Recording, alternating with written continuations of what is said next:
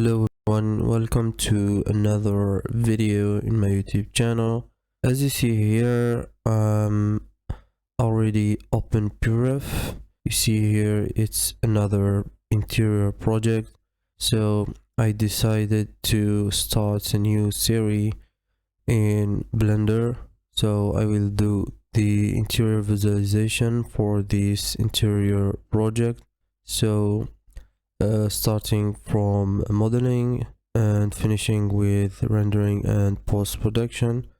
As you see here that I'm gathering these image references for this project, so I like it and I decided to work on it. It's just a simple project, studio composed from living room, kitchen and a simple bedroom.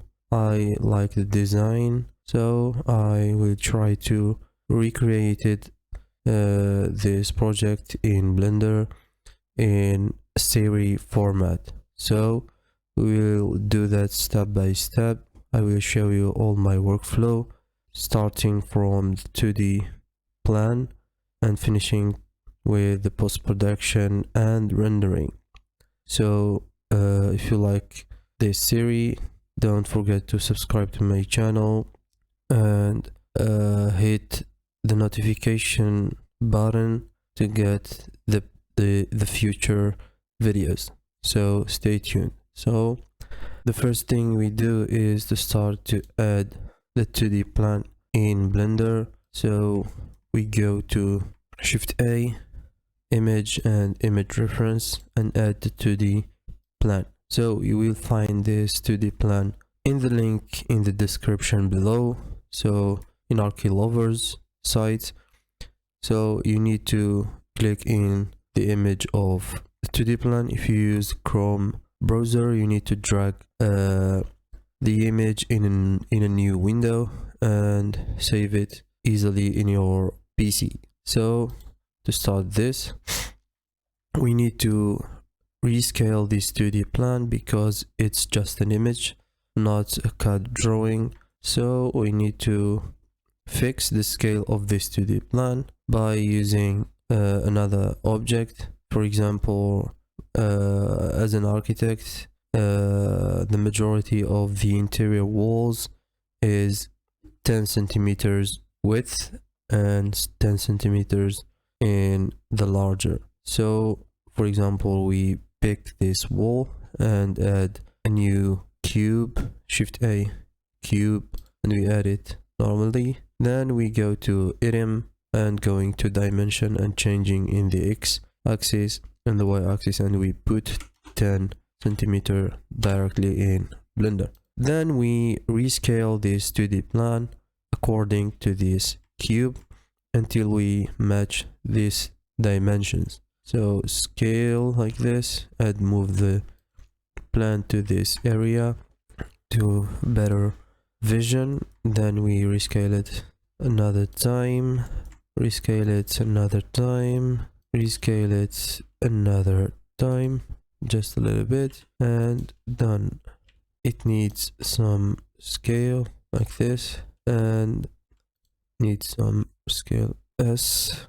So for me, it's done. So I will clear the position to make it return to the origin, but don't clear the scale. I will clear just the position of the 2D plan by clicking Alt G. I forget to enable the screencast key. Then we apply the scale for this plan. Shift A and scale. This is everything for the object scale. I hope you like it. This is just the first part. Stay tuned for the upcoming parts. If you like the video, subscribe to my channel, hit the button like, and comment if you want anything to do in this series. So thanks for watching. I hope you like it.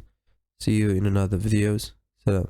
Hello everyone, welcome to the second part of Blender Arch Viz series in my YouTube channel. In this part we will focus on the modeling of the walls. So we will follow a simple method. The traditional method is to get a simple cube and extrude it a lot of times to get these walls. So you can use also another method using third-party add-ons, for example Archipack.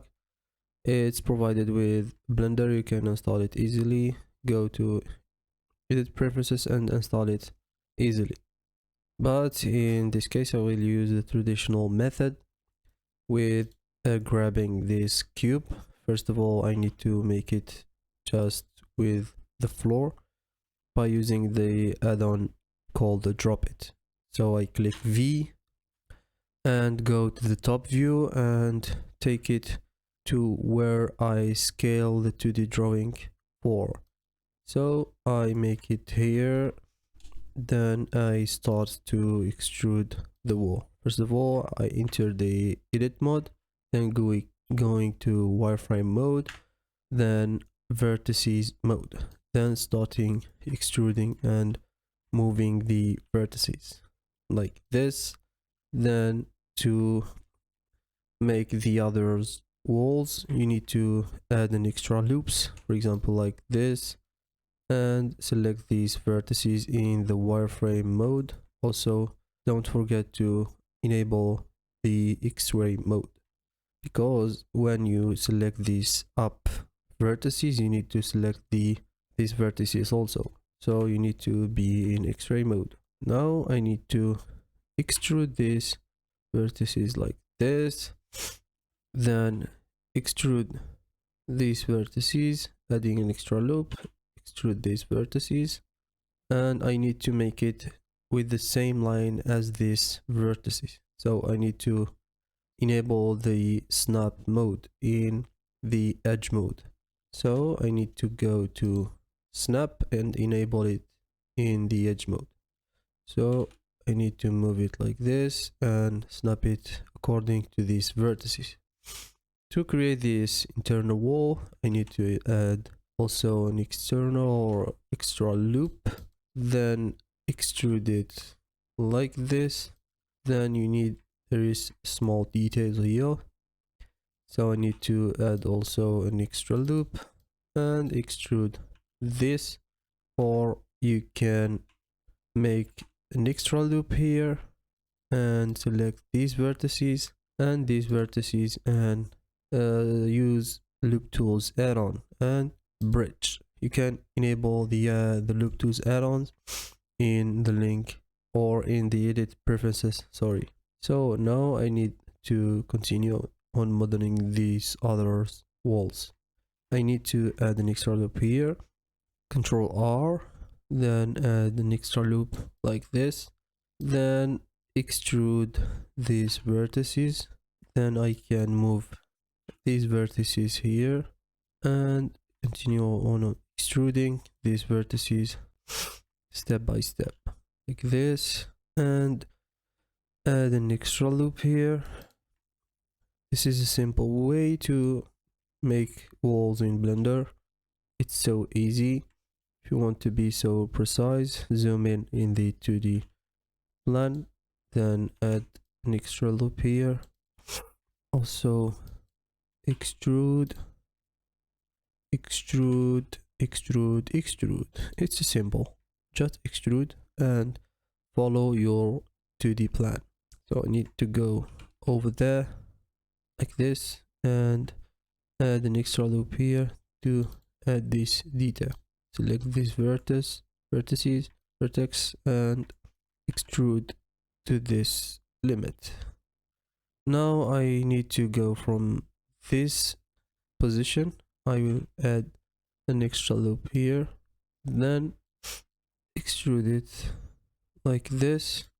So to make these vertices with the same inclination of this wall, select these vertices and click. You will see it in the screencast keys. So click in Shift Alt and Control S, then click Y in the keyboard and rotate these vertices until you get it parallel with this line. Now extrude it or move it like this. Then I want to add an extra loop here, then extrude this vertices like this. Then I need to move these vertices to this position, so I need to add an extra loop here and bridge these two faces like this, and going to shift A or click the right mouse button and go to loop tools and bridge like this. I need to add this detail here, so add an extra loop and escape and move it in the Y axis. So we finish with the modeling. We finish them with the modeling of the walls. I need to add this internal wall and add the opening of the windows. So to add the opening of the windows, I need first to model this wall here like this, add an extra loop, go to the wireframe mode. If you need to be so precise, zoom in the 2D plan, select these vertices, then extrude it like this. So I will model this door in the next parts in this series, so stay tuned. I need now to make the opening of these windows, so I will divide this wall to 3 parts, then delete this edge with dissolve in it with Ctrl X in the edge mode. Also I need to make the same thing in the interior, divide it in 3 parts, then delete the up parts of this wall. Ctrl X like this.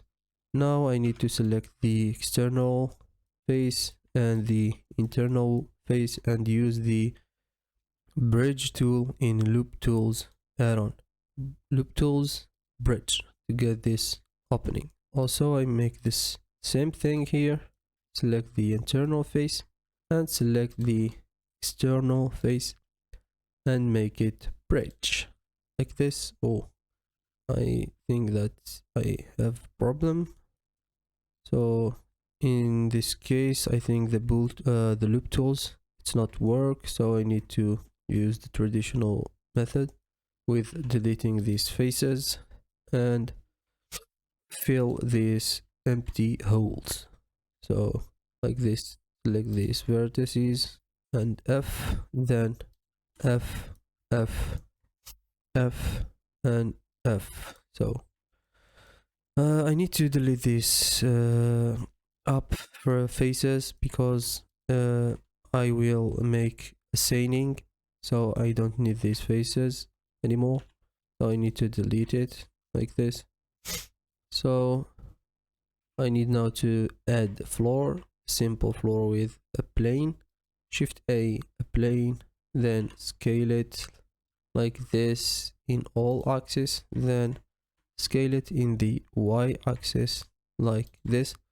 Why I made it all this surface, because when I go to the lighting setup or the lighting step, I need this area to use it in the lighting bounces. So I need this area to make the light bounce here and enter to directly to the apartment.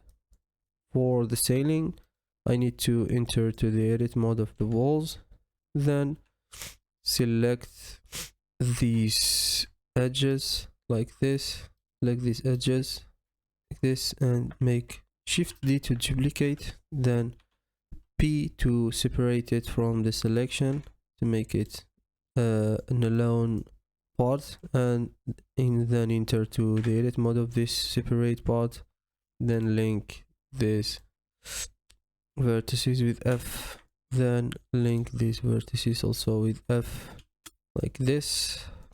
I need to move it here to be accordingly with lighting. Also I will add another vertices here Okay, it's done. Then I will select all with A and click F.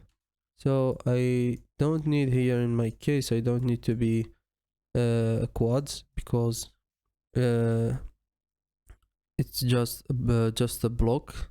So I don't need in the future to add more loop cuts to, so I will not have a problem in the edge flow. So I will let it like this. So this is everything in the modeling of the walls. See you in the other parts when start model the ports and the doors and the windows and everything else. So this is everything in this video. Thanks for watching. If you like the video, subscribe to my channel and hit like and comment and share it with your friends, and see you in another videos.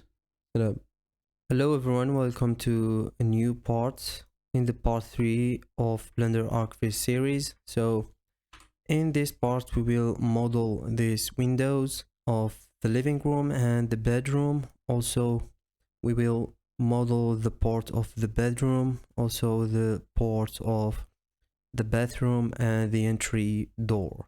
So I need to go to the references to show you something.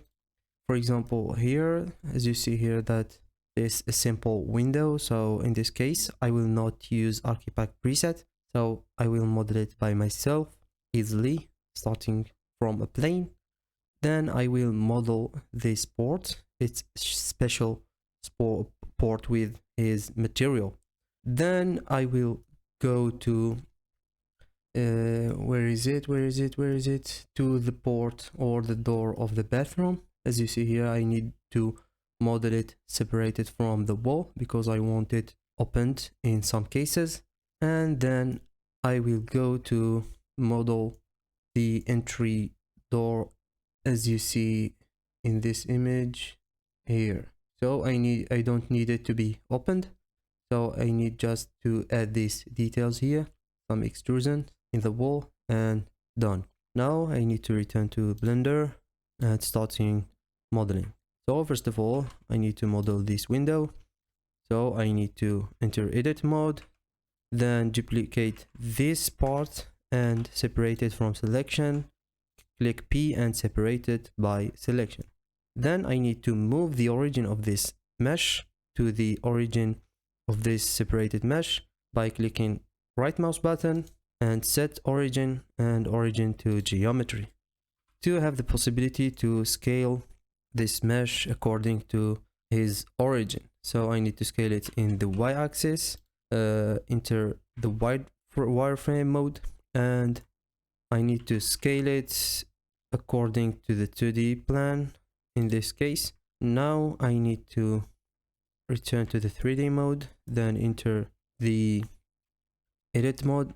Don't forget to apply the scale every time when you are in modeling situation. Enter the edit mode, then select this face and extrude it a little bit like this in the Z axis. Then I want to add the other frames like this. Control R, make the edge loops to 2 and scale it in X axis to make it in this position.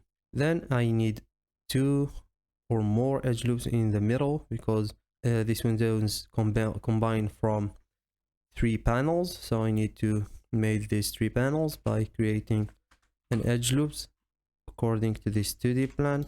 I need an edge loop here and another edge loop here. Also I need to add an edge loop here and an edge loop here.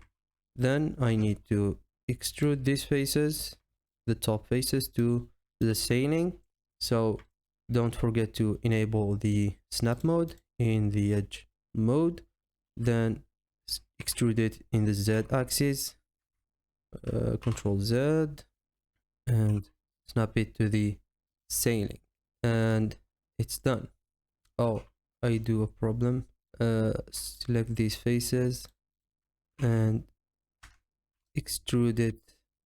I need to extrude it extrude it to the z-axis like this. So now I need to add another bar here to complete the frame of the window. So I need to disable the snap mode by clicking Shift Tab and add an edge loop here in this position. Then the other edge loops snapped to this edge here. Then make the same thing. Then make the same thing here also. Then I need to bridge all these faces. I know that it's a manually method and take a long time, but it's fine for me. So because I need this type of window, so I need to do it manually. So be patient. I need to bridge these two faces and click right mouse button and loop tools and bridge. Then make the same thing for other faces. Select two faces, loop tools, bridge, face, face, loop tools, bridge. So now I'm finished with the frames, but I need to make the glasses. So to make this, I need to add an edge loop here in the middle and fill it with F. So you can ask me that why I'm not doing these glasses without a width. So I do it with a single panel because Blender glasses, it's more complicated when it comes in render. So I will made it in one panel, not in a width. So because of the noise in the interior of the apartment, so I will made it just one panel. I will make the same thing for these panels. Loop tool in the middle, then F to fill it, and loop tool in the middle and F to fill it.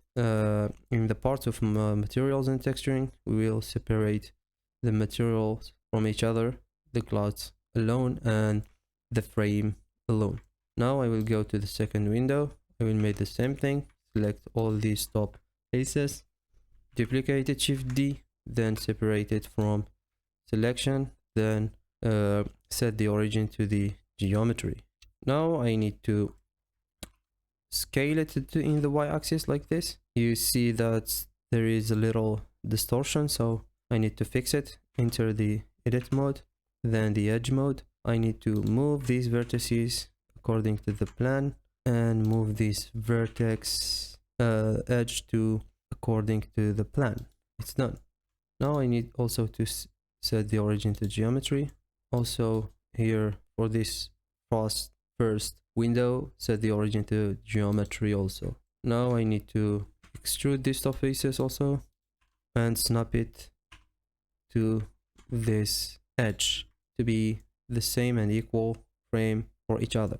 Now I need to add a loop here and a loop here, and for these two loops here I need to bevel it like this. Then I need to extrude all these faces in the same time.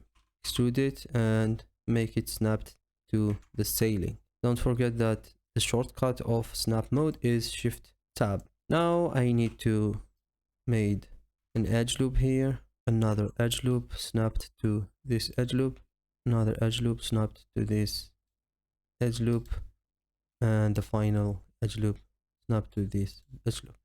Then I will going to the bridge mode, bridge all these faces, bridge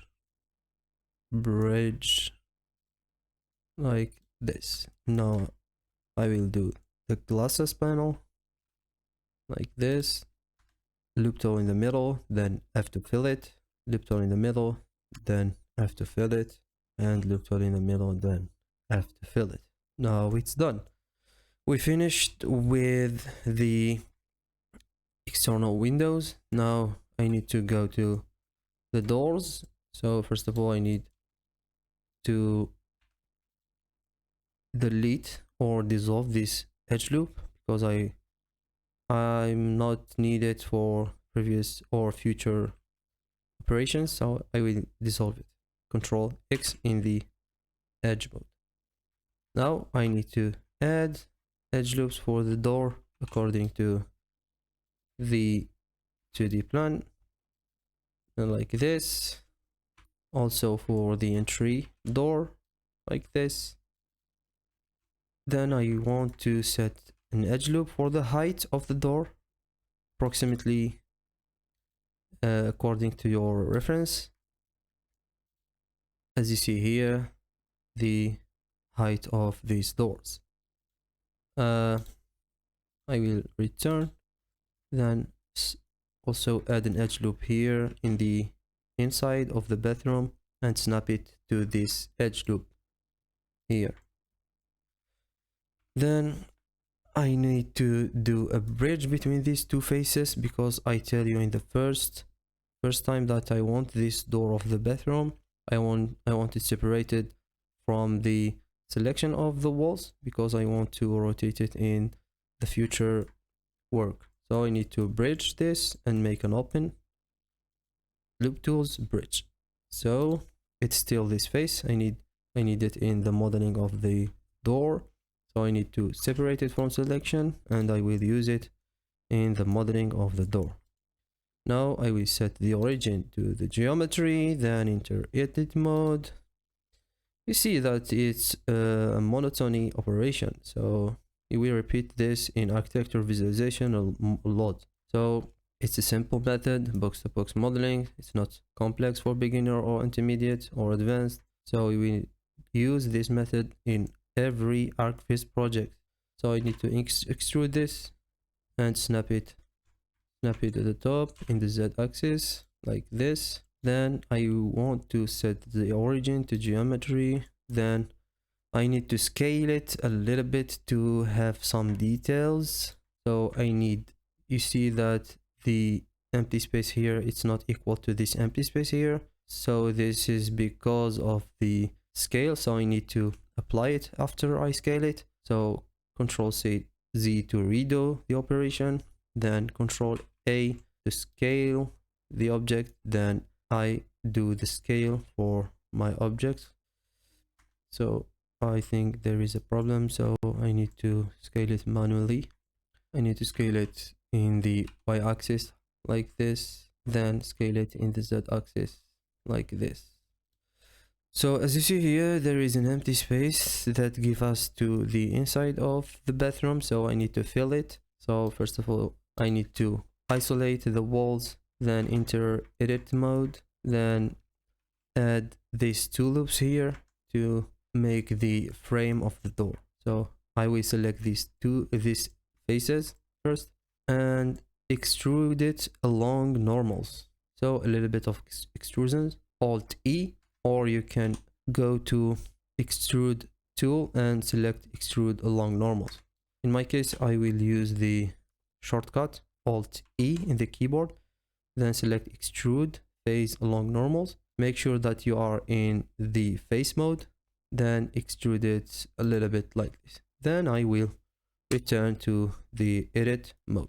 Then I will go to the entry mode, the entry door, sorry. I will make these details that I tell you in the first, because I don't need this port or door opened in the future. So I will just make these details by beveling some or inset this face to get the space detail here. So I need to, first of all, I want to verify that I'm applying the scale, then inset the faces a little bit like this. Then if you see here in the right or the left button, you see that we have this dialog, select the outer.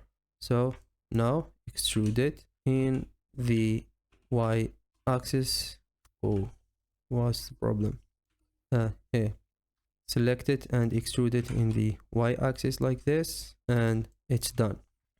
Now for this door, I need to make it rotate it according to this axis. So to do this, I need to move this origin to this place to make it rotated according to this axis. So enter the edit mode, then in the vertices mode, select this vertex and Shift S to change the origin or change the cursor to the selected vertices like this. When it's done, select the object and set the origin to the 3D cursor like this, and it's done.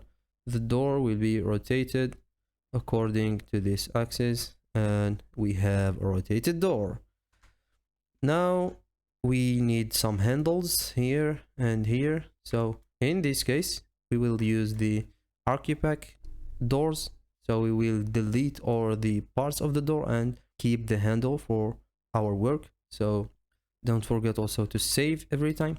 I will get Shift A, Mesh, Archipack, and Door. Add this simple door. Then I need to move it inside to have a clear vision. Now I need to clear the parenting of this handle to this door by clicking on this handle and going to parent and clear parent. Now I can delete these parts of the door and keep our handle. As you see here, we have our handle. So we need to move it to the bathroom door in the top view, 7 in the keyboard or the numpad. We need to rotate it 19 degree and rotate it in this place. Also, we need to modify it a little bit. So enter the edit mode of the handle and move this handle to this position and move this handle to this position like this, and it's done. I need to also duplicate this handle to this entry door, so Shift D and rotate it in 90 degree like this. I need to move it here. As I see in the reference that the handle is in the inverse sense, so I need to rotate it in the z-axis 180 degree, then move it to the right place and made some modification. Enter edit mode as usual and move this freely. I think that I don't need this outside handle, so I can delete it easily. So I just need this inside handle. So I need to move it in the y-axis like this, and it's done. So now I need to parent this handle to the door to be rotated with this door. When the door is rotated, the handle rotated with him also. So select this handle and this door and click Ctrl P in the keyboard, then click in Object. So when I need to rotate this door, the handle will rotate with him. So it's easy. So now we finished with these doors. Now I need to go to the bedroom door. It's very easy. It's look like the windows, so don't forget to save all times. Now going to the top view, I need some plane here to make this. So I need to add plane and scale it to this position, and I need to move it and snap it in x-axis. I need to made it in this position like this. I need to move it like this. Okay, then I need to modify in the scale of this plane. First of all, I need to move it here. Shift, enter the edit mode, then move this edge here, then add another edge loop here, then extrude this edge loop in the y-axis until you get this position and snap it to here like this. Now I need to add, as I see in the reference, I need to add a space or a width for this frame like this, a little bit of width like this. Then I need to add the position of these two frames. Sorry, I need to add this position of these two frames like this. Be patient, my brothers. The long step in every project is modeling, so you need to be patient as 3D artist. Shift Z to go to the wireframe, then add this frame or loop here. Then I need to, as usual, to extrude all these. Oh, I forget this loop here. Then I will select all these faces and extrude it and snap it to the sailing. Shift tab and snap it to the sailing. Then I need to add an edge loop here. I need to elevate it a little bit like this to make it small. Then I want to add some edge loop according to this edge loop. The same thing for this edge loop, and the same thing for this edge loop, the same thing for this edge loop. Now I need to bridge all these faces to get the complete frame. Select this face and this face and bridge. Select this face and this face, sorry, and bridge. Select this face and this face and bridge. Now, as you see in the reference, that we have two materials in this panel. The first material is look like a glossy, and the inside material it look like a rough. So in this case we need to make two panels of glasses, so I need to fill the inside of this panel. So I will select these edge loops and fill it, also this edge loop, and fill it to made the inside panel. So select this face, F, fill it with F, and select these edges and fill it with F. Also I need to select these outside faces to make the outside glass panel, because it's a different material for each part. So I need to make each object for each material to not have a problem in the future material or texturing part. Like this. It's a repeated method, so be patient, and it's done for this. And with this we are done with all the faces of modeling windows and doors.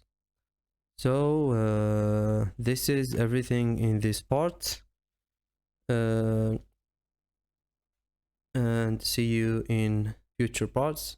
If you like the video, subscribe to my channel and I will be so grateful. Also hit a comment, hit like button and say comments. Also I invite you to check my links in my description, and see you in another videos. Have a nice day. Salam. Hello everyone.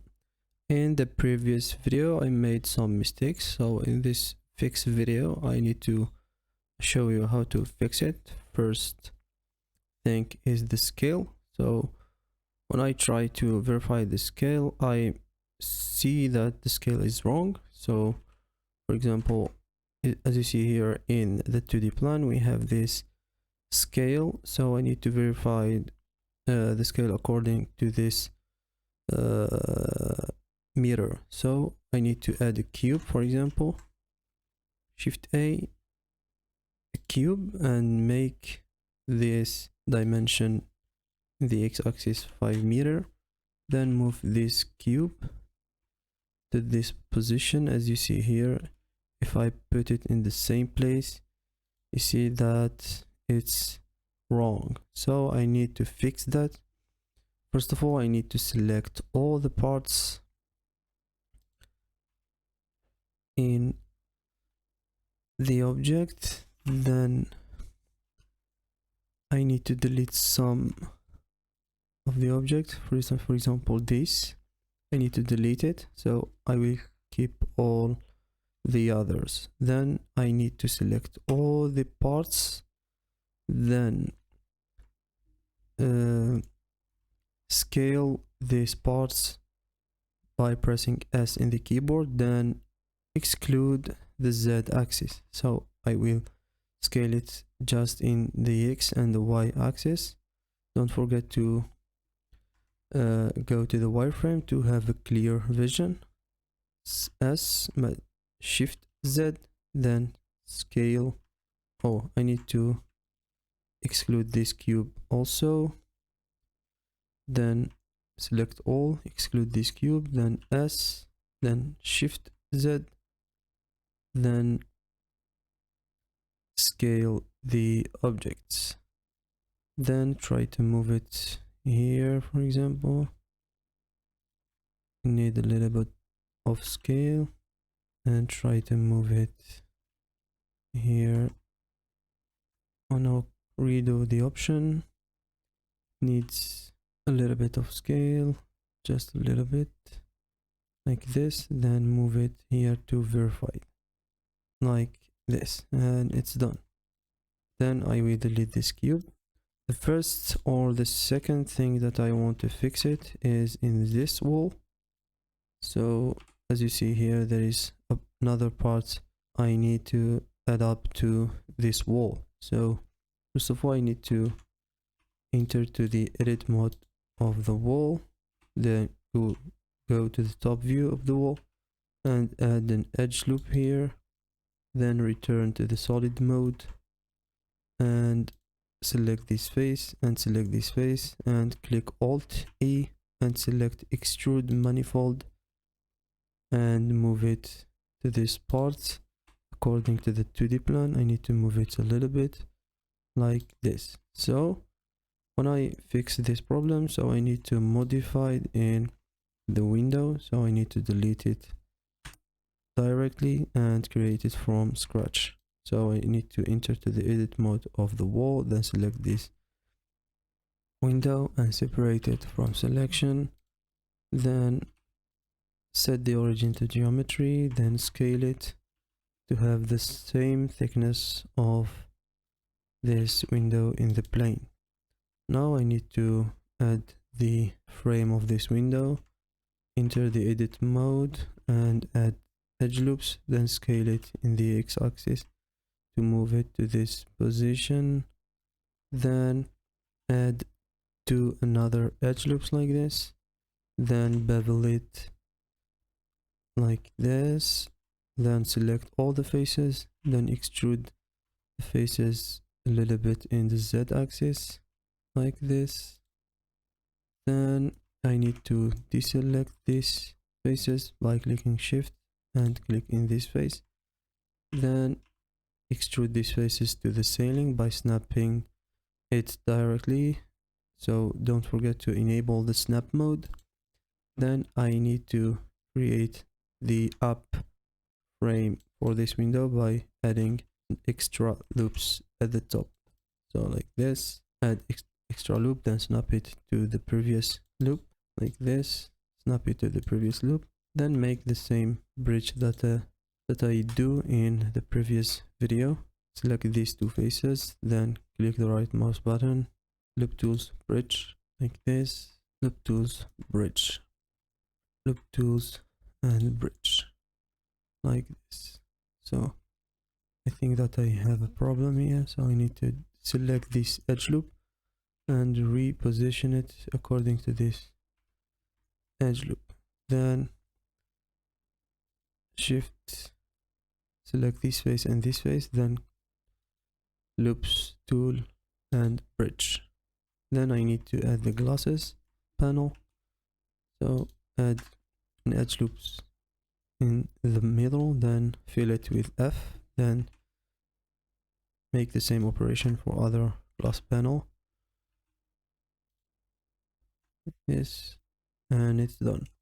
I think that I'm fixing all the wrong things in this step. So now I can move to the next steps by modeling the bookshelves and clothes shelves, and also the kitchen countertop, also the other details things. So I hope that I help you. Thanks for watching. See you in other parts. So, hello everyone, welcome to another part in the Arch Viz series in my YouTube channel Benina's 3D. I'm Benyan Muhammad. Welcome to this new part. So in this step we will made two things. Is the first thing is the bookshelves. First thing is the bookshelf, as you see here in this image and this image here. So we will combine between the 2D plan and the references to get the right divides and the right shape of this bookshelf. Then we will make also this cloth cabinet using the references and the 2D plan. So I will return to Blender. First of all, I will go to top view, then see this cloth back cabinet.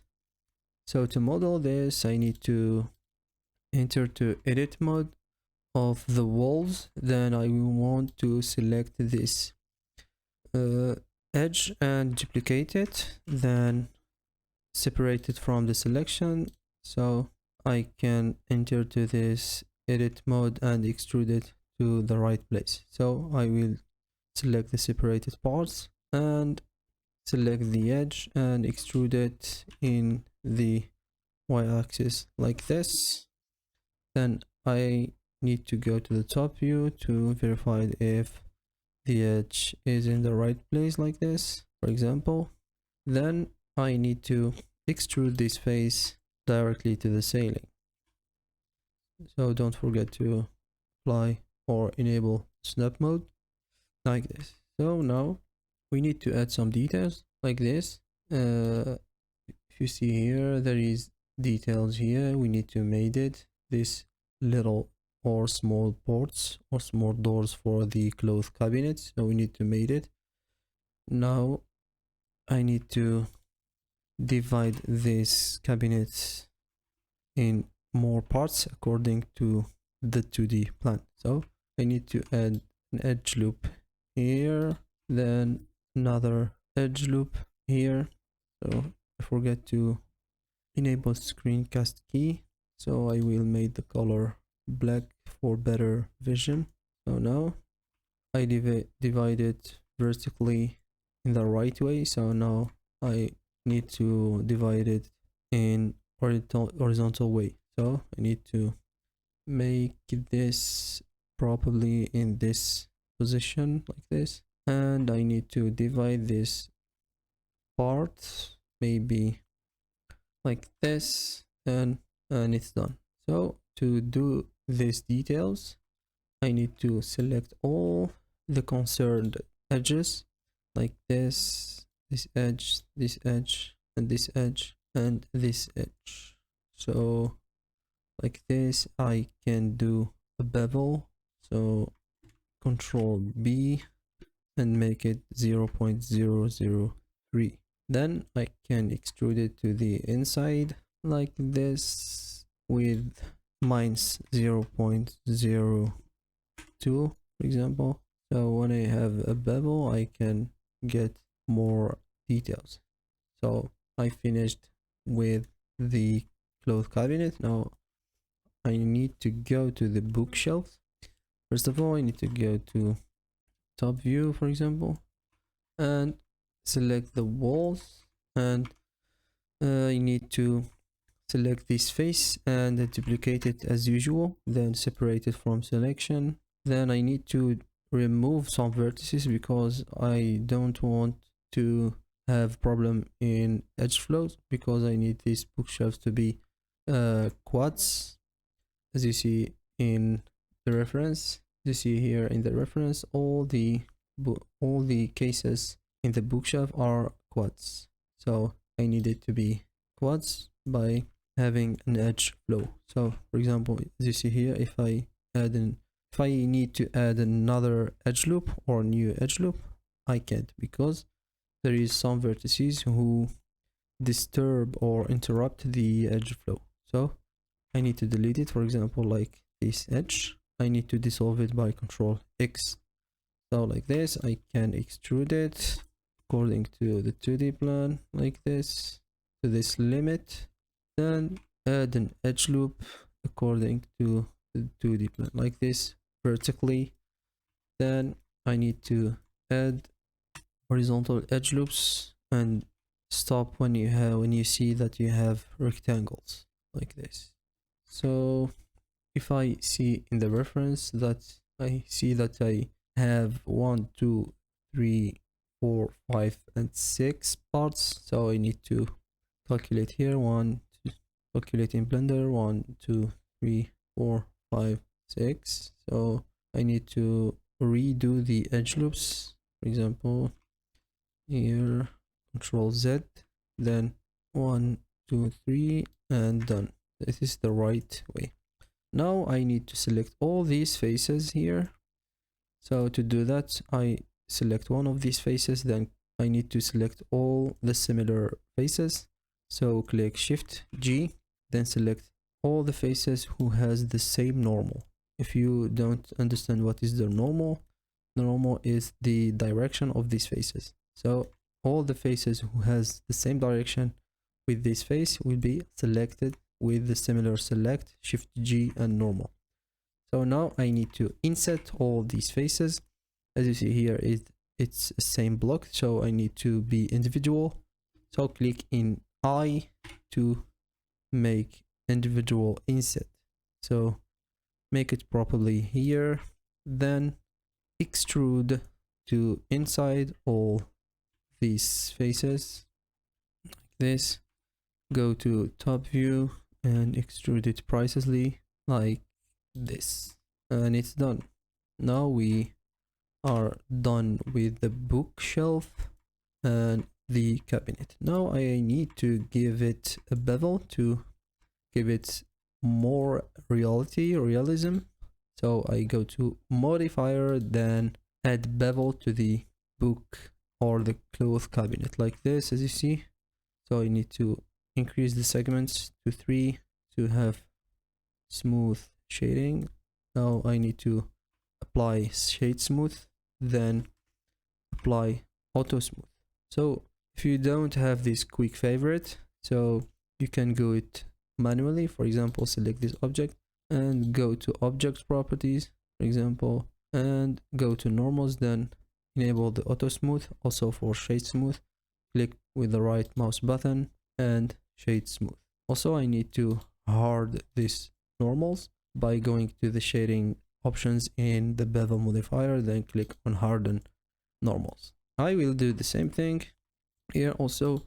Don't forget to apply the scale. When, as you see here, when we apply the scale, nothing happened. So I need to delete some parts. For example, these faces, I think I will have problems with it, so I need to delete it. I hate these problems. What the hell? So I need to keep it so it doesn't make to me a problem, so I need to keep it. So now I need to go to this bookshelf and apply the scale, then apply a bevel and made it 0.03 like this, and apply shade smooth, then apply auto smooth. Here I need to change the shading, also change in the geometry, and then we make it patch. So like this, maybe 0.02. I think 0.02 is good. Then I will try with this, maybe 0.002. So nothing happens, so I will let it in this amount of bevel. So maybe I can change the patch. So for the patch, I think everything is done. So this is everything in this part. So see you in the next part. Salam. Hello everyone, welcome to a new part in Blender Arch Viz tutorial in my YouTube channel. So in today's video, we'll make this kitchen countertop.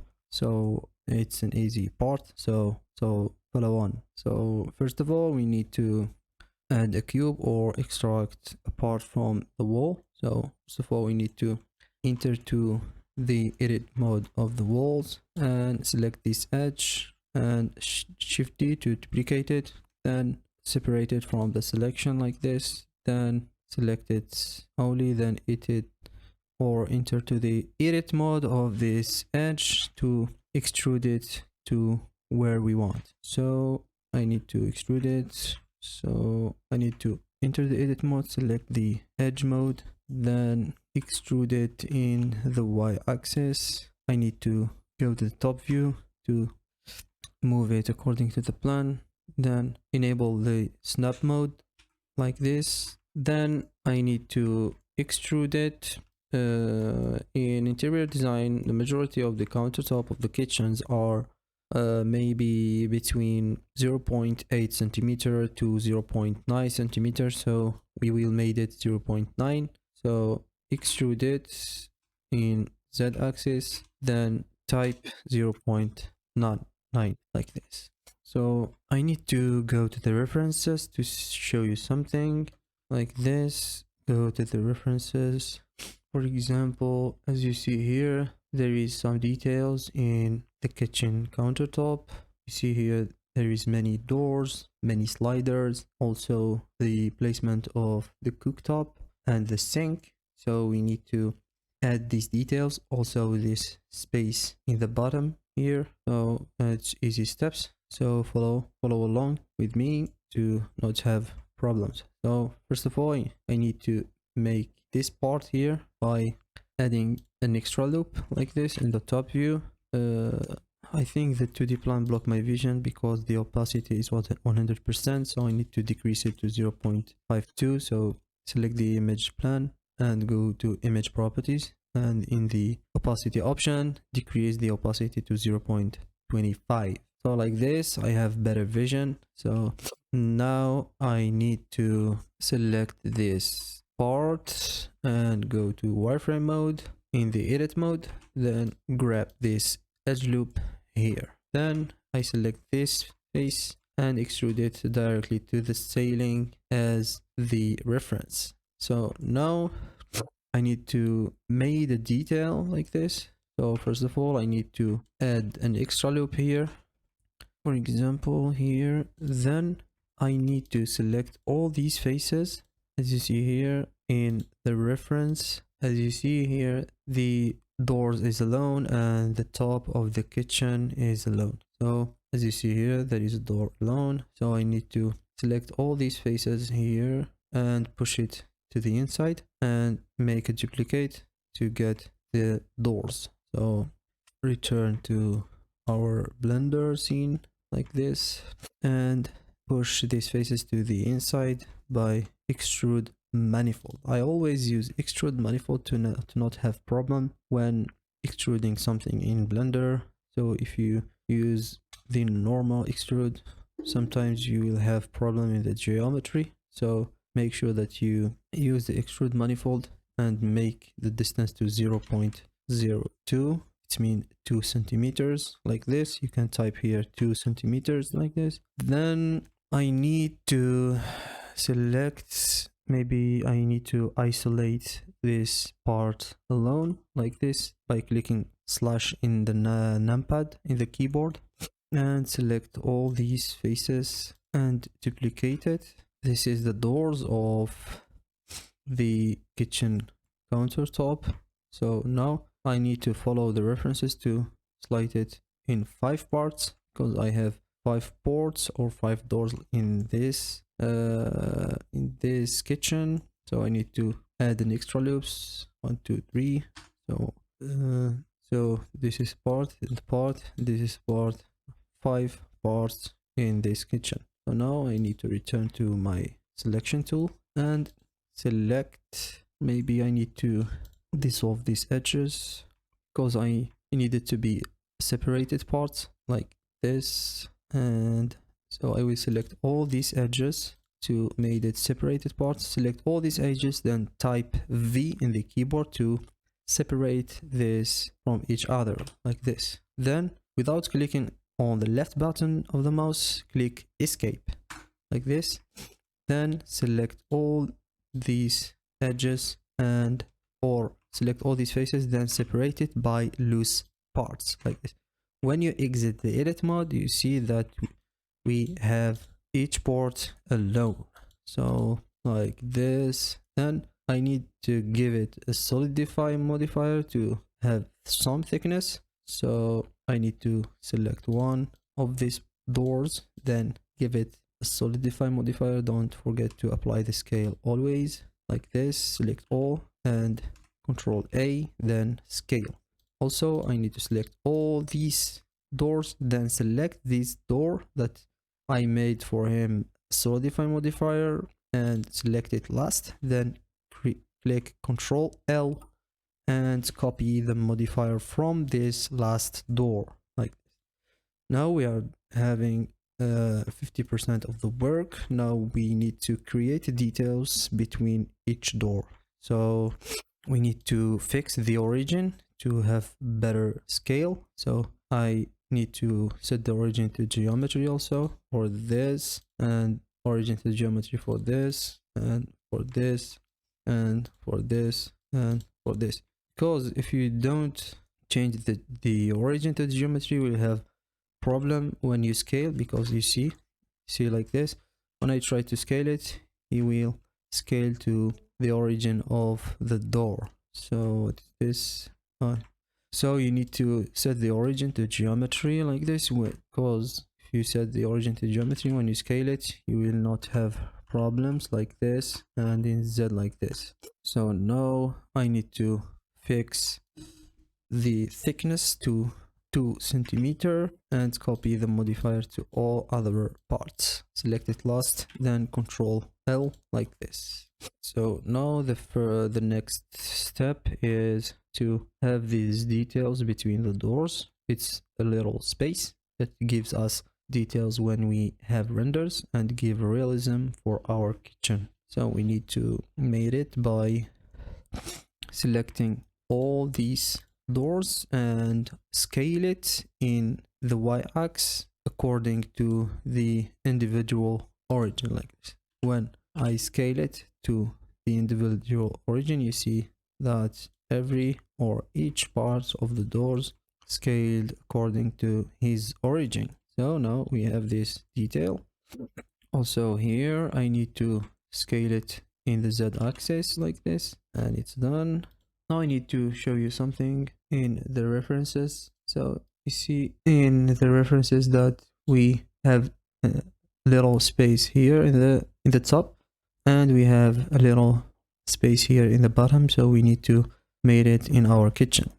So now I need to return to Blender, then show you the method. Now it's very easy. Select all these bottom doors, then enter the edit mode, because in Blender we can edit a lot of objects in the same time in the edit mode. So go to the wireframe mode and select all these top edges and have it down a little bit. Then select all these bottom edges and take it to the top a little bit, maybe 5 centimeter, maybe 5 centimeter.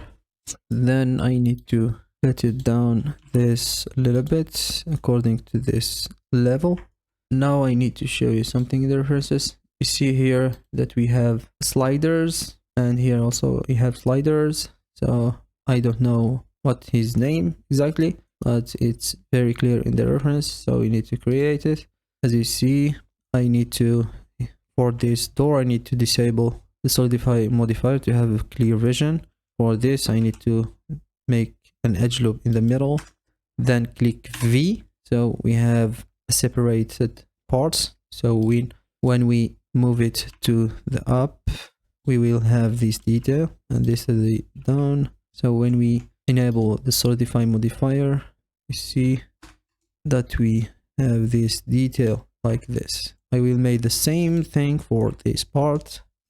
disable the solidify modifier and split this to 4 parts and select this just part and click V in the keyboard, then let it down a little bit and let this up a little bit and enable the solidify modifier, and you will done. Now the final step is to add a bevel modifier to our kitchen. So we need to add a bevel modifier for the whole kitchen like this. Add a bevel modifier, apply the scale. If you have not any effect, you need to change the width type to offset, from offset to absolute like this.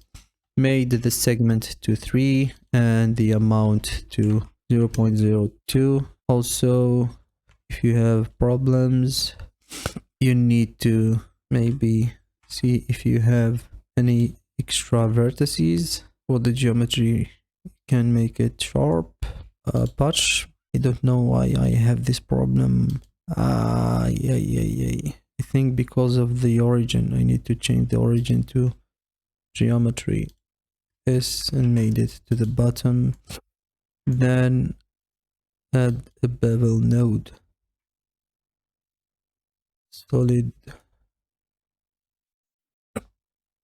Why this? Why I have this problem? Oh, like this. The geometry to sharp. Maybe to patch. Why this problem? Why?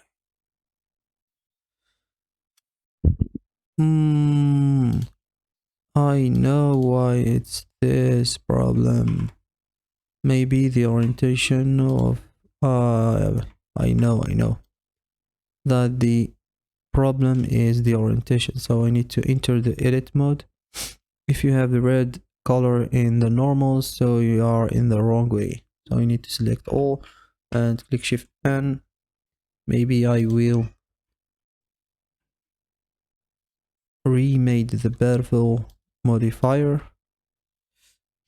then go to absolutes, made it 3, 0.02 in the amount like this. Shade smooth, geometry to patch, then shading to harden normal.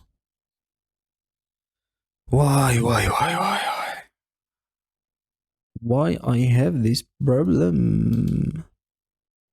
Offsets. So I need to delete this extra edge here to have the problem solved. Maybe sharp. I don't need it sharp. I need it maybe arc, maybe patch like this.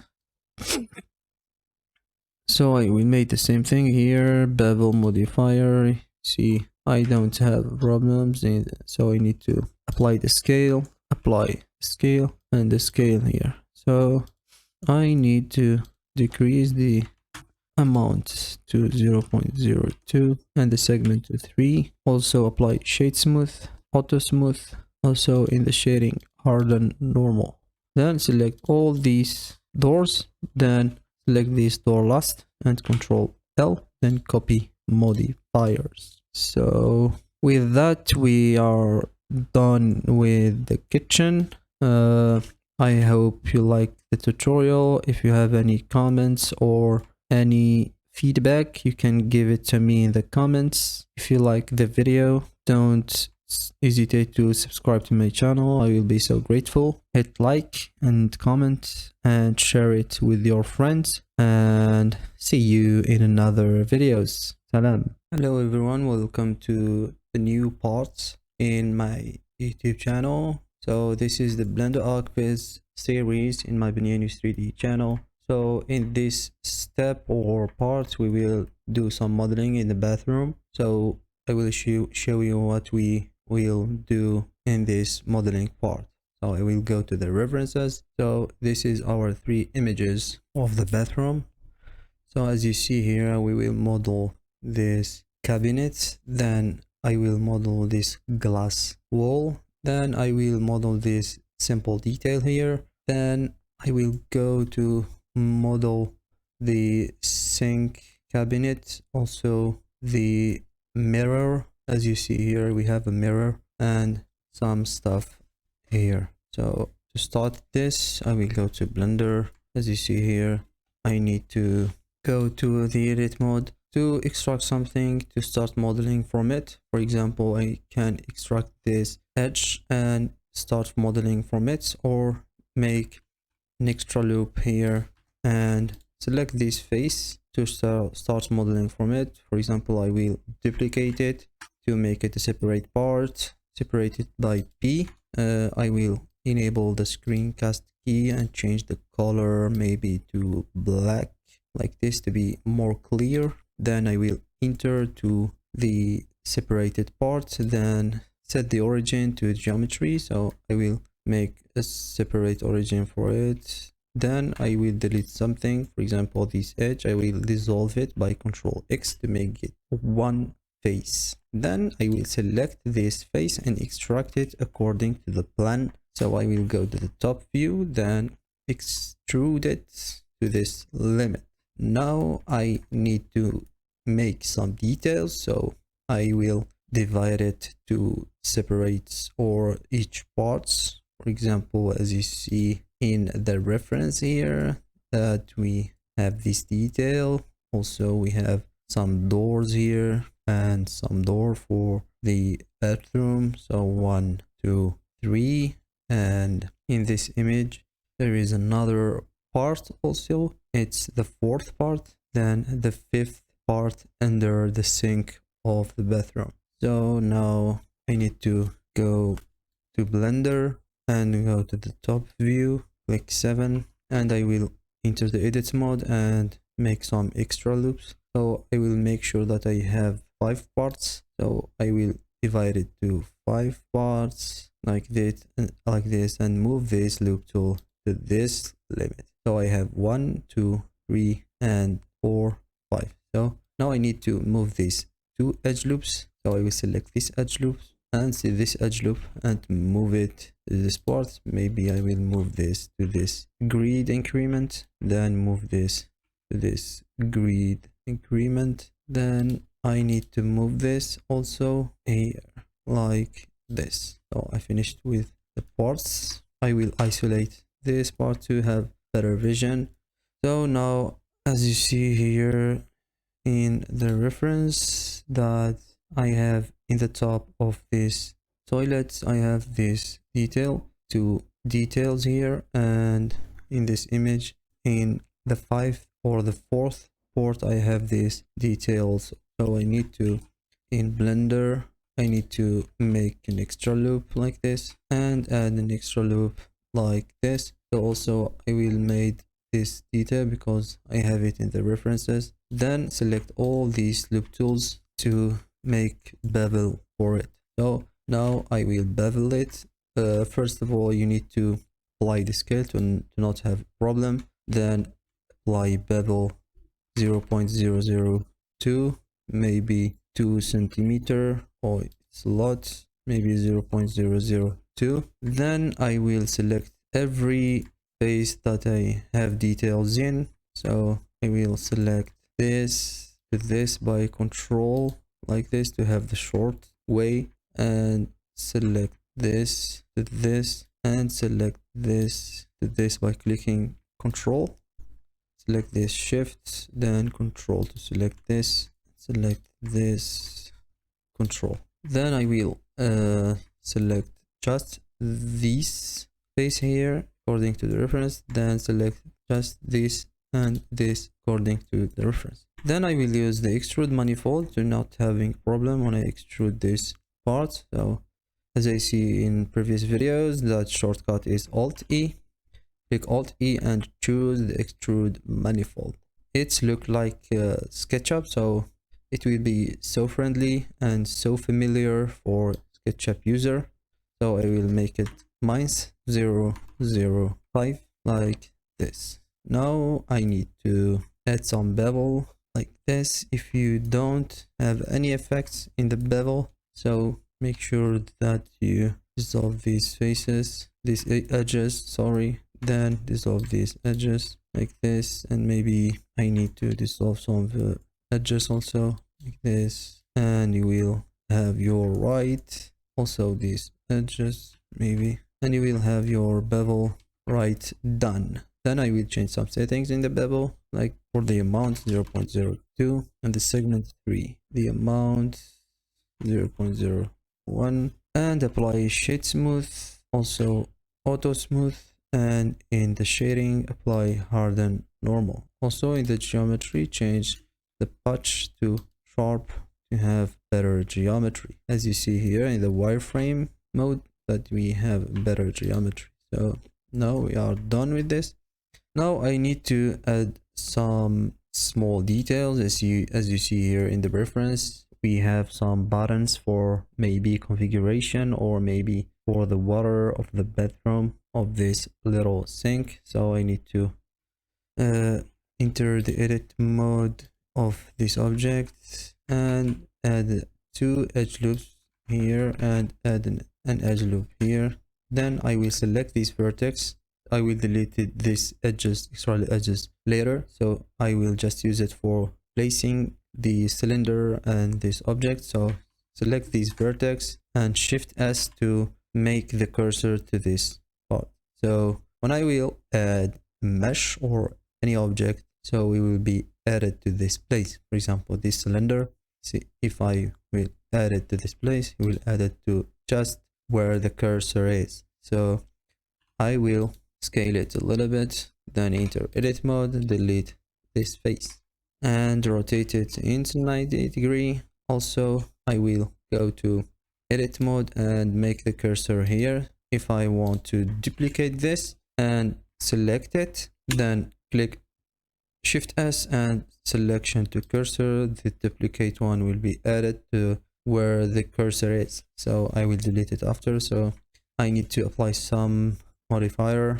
So first of all, I will apply the scale to not have a problem and apply a bevel. Get small amount 0.01 and increase the segment to 3. Also the shading to harden. So if you see here, you need to enable auto smooth in object data properties. So you need to go to object properties and object properties, normals, and auto smooth. To not having so long workflow, you can add this auto smooth to your quick favorite. So add it to your quick favorite. So if you see here that I'm already added to the quick favorite, so when I click to Q quick, I will check the auto smooth directly. So I need to apply shade smooth and it's done. Now I will duplicate it, then click escape, then Shift S to move it to the cursor like this. Now I'm done with this part. I need to go to the sink. I will do the same thing for it. For example, I will add an edge loop here and move it according to the 2D plan. And I will select this face maybe and add another edge loop here and snap it to the limits of this object. Then I will select this face and duplicate it. Shift or P to separate it from selection to work on it separately. Also don't forget to set the origin to geometry, and I will lift it up to make it as the reference like this. I think it's good. Also don't forget also to change always the origin. I will check from the orientation always check your normals orientation. So for me it's good, so I need to extrude it like this. Always follow along the plan to not having problems. Now I will isolate it. I have, as you see in the references, that I have a detail here, so I need to add it. So like this. Also apply the scale, then bevel this edge like this and apply an extrude manifold by clicking Alt E in this way. Also delete these extra edges to not having problem in the bevel modifier. Bevel modifier 0.002, add the segment to 3 and the geometry to patch and shading to harden normal. Also apply shade smooth, and final step, it's auto smooth. Also I need to add the empty hole for the sink.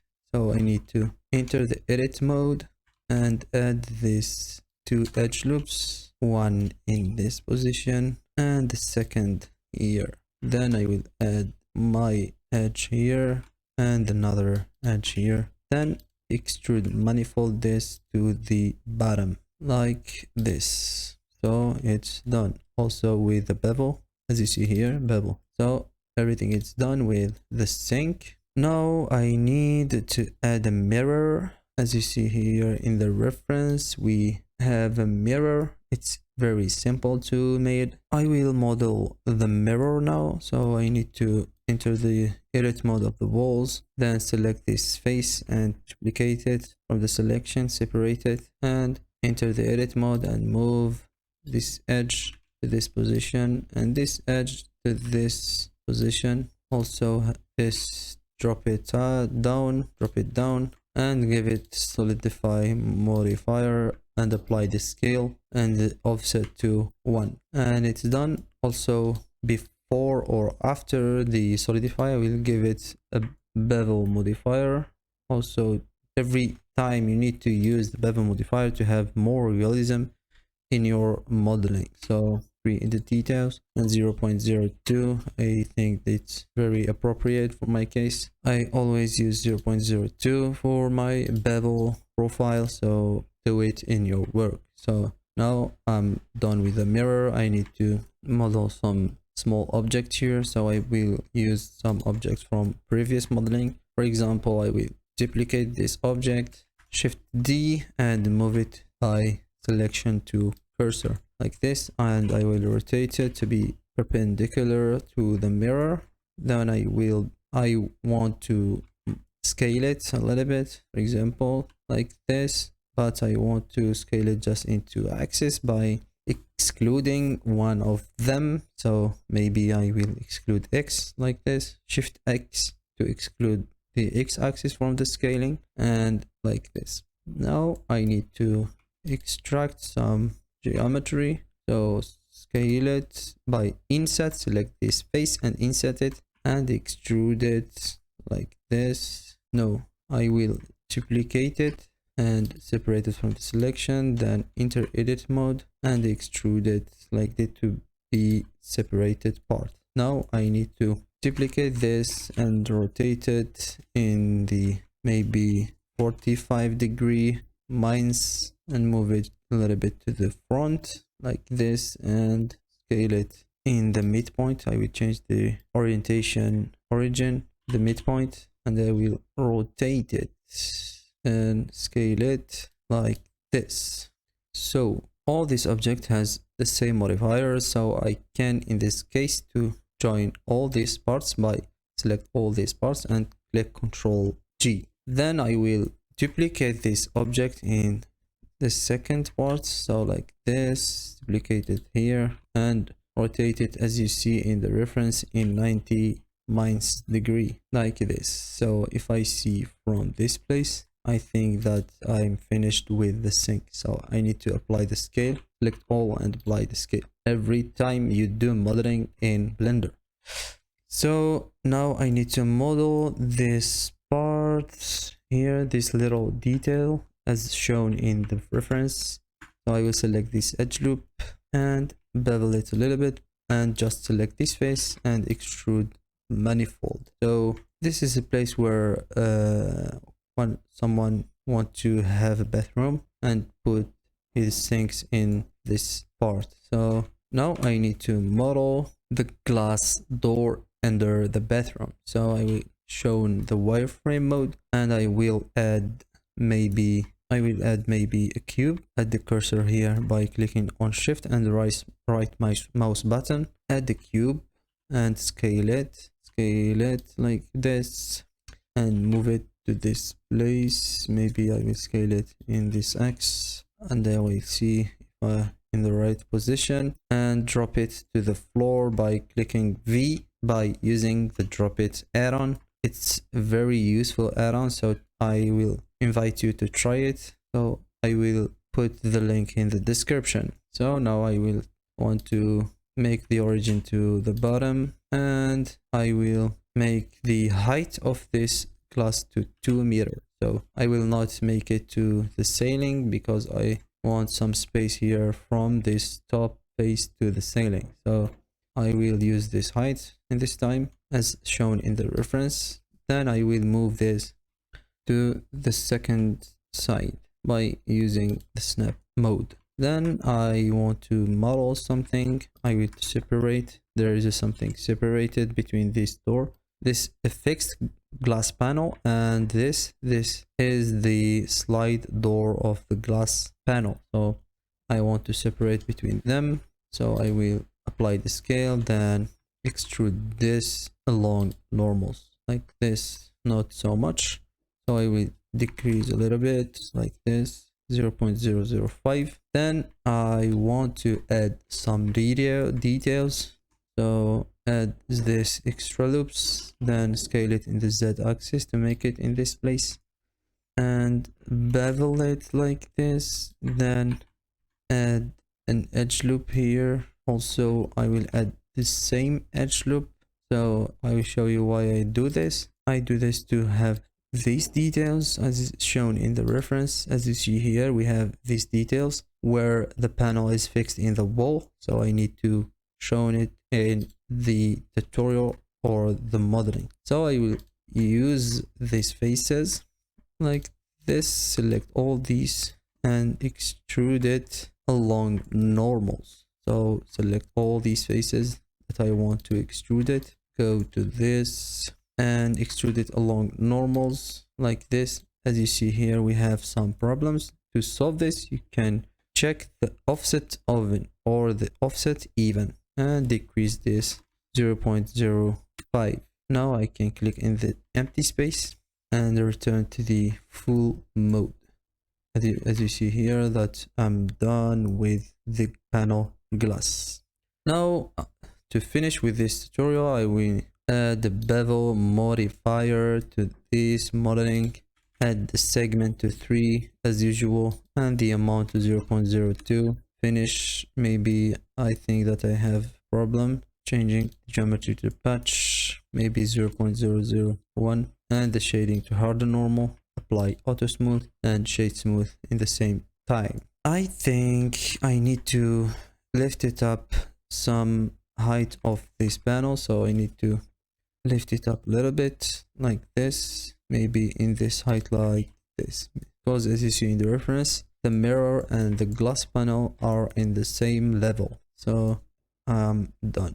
I think I'm done. So we are done with the modeling of the bathroom. So I think that the next step is to adding a material. So I think we are done with all steps of modeling. So the next step is texturing, maybe, if I don't miss anything other. Oh, I think that I missed some modeling in the bedroom, because in the bedroom I have some cloth cabinets. As you see here in the bedroom, we have these details, so I need to model it also. So I think that we have more modeling steps, so stay tuned. So this is everything in this video. If you like the video, subscribe to my channel, hit like and write a comment if you need something to do in this tutorial. Also, I invite you to visit my description of these videos. So I hope you like it. See you in another videos. Salam. Hello everyone, welcome to another video in my YouTube channel. In today's video, I will make these things in the bedroom. So it's look like a cloth simulation. So in this tutorial, we will use cloth simulation. It's very simple cloth cabinet. So we will make it easily. As you see here, we have someone in behind of the bed and this cabinet of the clothes. So we will make it using the cloth simulation in Blender, so follow along. First of all, we need to go to the top view and add our cube that we will start the modeling from it. First of all, add the cube, then move it to this place and scale it until you match that to the plan, then after that we will follow along the image references of the project. So enter the edit mode and grab it this area here like this. Then I need to move it, exit the edit mode, then move it to the up like this. Then make it at the top using the drop it add-on you can use or find the link in the description. Also, I need to move the origin to the bottom or in the geometry by clicking Ctrl Alt X. In my case, I use the pie menu add-on. You can enable it in the edit preferences in Blender. So I made it in the bottom. So now I need to change in the height of this cloth cabinet. So according to the reference, maybe it's approximately 2.4 meter. So like this. Now I need to apply the scale. Then I need to select this face front because I will need it for the cloth simulation. So Shift D, then duplicate it and separate it from the selection, then hide it to use it in future operation. Now I need to do something. It's to divide these cabinet to squares or quads. Now I need to make it like this. Maybe first of all I need to make it 7 according to the reference. 1 2 3 4 5 6 and 7 as I see in my references. Then I need to divide it in this direction to have quads. Make sure that you have quads or squares. Now I need to select all the front faces by select one of them like this, then click Shift G and select normal. So all the faces who has same normal as this face will be selected. Now I need to insert this individually by clicking E or I in the keyboard like this. Choose an appropriate value as you wish, then extrude it to the inside so to have the shape of cases. Then I need to apply a bevel modifier like this with the 3 segments and the amount of 0.02 like this. Also apply something like harden normal and auto smooth, then shade smooth. After that I will use the cloth simulation. So I need to do something in the cloth simulation. So I need to delete these 2 right button faces. So I will divide it first as the cloth cabinet. So I will make 7 like this and edge loops like this. Then I need to delete these by deleting these vertices. Then I will choose this and I need to fill it. F, select this, Alt, select, then F. Then I need to select all these faces and subdivide these faces to apply the cloth simulation, because we need some or more subdivision to apply our cloth simulation to have more details and realism. So I need to select all, then click by right mouse button and subdivide, then repeat this operation by clicking Shift R in the keyboard until you get this level of subdivision. Now I need to make a pin group. So when I made my cloth simulation will be pinned by this group of vertex. So I need to select these edges and this edge and this edge, then go to object properties, object data properties, and add a new vertex group because we will use it in the cloth simulation. Then click assign. Now I need to select the inter edges like this, it's very easy. Select these edges by clicking Shift and Alt.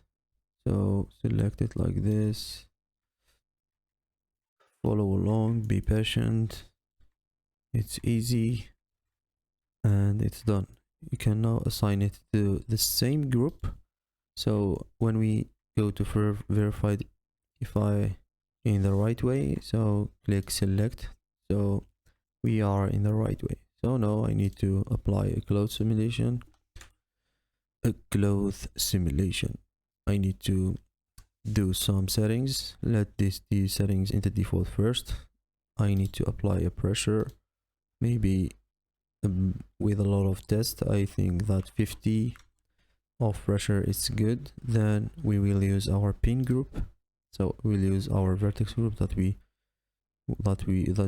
created in the past time, like this. Also activate some shrinking factor to have some details and wrinkles in our cloth simulation, and let the others in the default. So when we click play, you see that we have this cloth simulation, and it's done. So it's done. So now we can apply shade smooth. Also you can apply another level of subdivision to have more details like this. So as you see here, now I will go to the other side, the elements behind the bed. So I will select these faces, select this face, also select this face, select these, then Shift D, then duplicate it to have it as a separate object. Then I will move it right here. Then I want to clean it to have a clear geometry. So I will clear this edges like this. Oh, sorry. Click this and click this and click this. So I need to delete all these edges and these edges also. Then select these edges, then fill it with F. Then I will go to the top view, then extrude it in the edit mode to this limit like this. Then I want to move this face to get the right dimension of the 2D plan. So I need to move this here like this to when I want to divide it. So I will have the right division of these cubes. This. Oh, I think that I made something wrong. So I need to move all these. Maybe I have some extra vertices. I need to move these faces to... Why it doesn't move? Why? I think that we have a problem in the edge flow, so we need to fix it. First of all, I need to set the origin to geometry. Then I need to delete these extra vertices because it gives me a problem in the edge flow. So like this, we didn't have a problem in edge the flow. Now if we move this, we move it rightly. Now we can add extra loops to our objects easily. This is done. Now we have our element. Then we will make the same thing as we made it in the closed simulation. So we need to select all these faces who has the same orientation. So Shift D to duplicate, then separated by selection. Then we need to subdivide our mesh to be square. So I need to select all. Maybe I will exit the edit mode, then enter to the separated object, then select our object, then subdivide it and repeat the operation with Shift R until you get the right level of subdivision like this. I think it's good for me. Then I need to add the vertex group as I do in the past time and the past cloud simulation. Maybe I will select some edges in this position. So I will see where is my middle. So I need to make it in the middle, and I will shift and select these vertices by clicking shift to add it to the other selection, like this. Select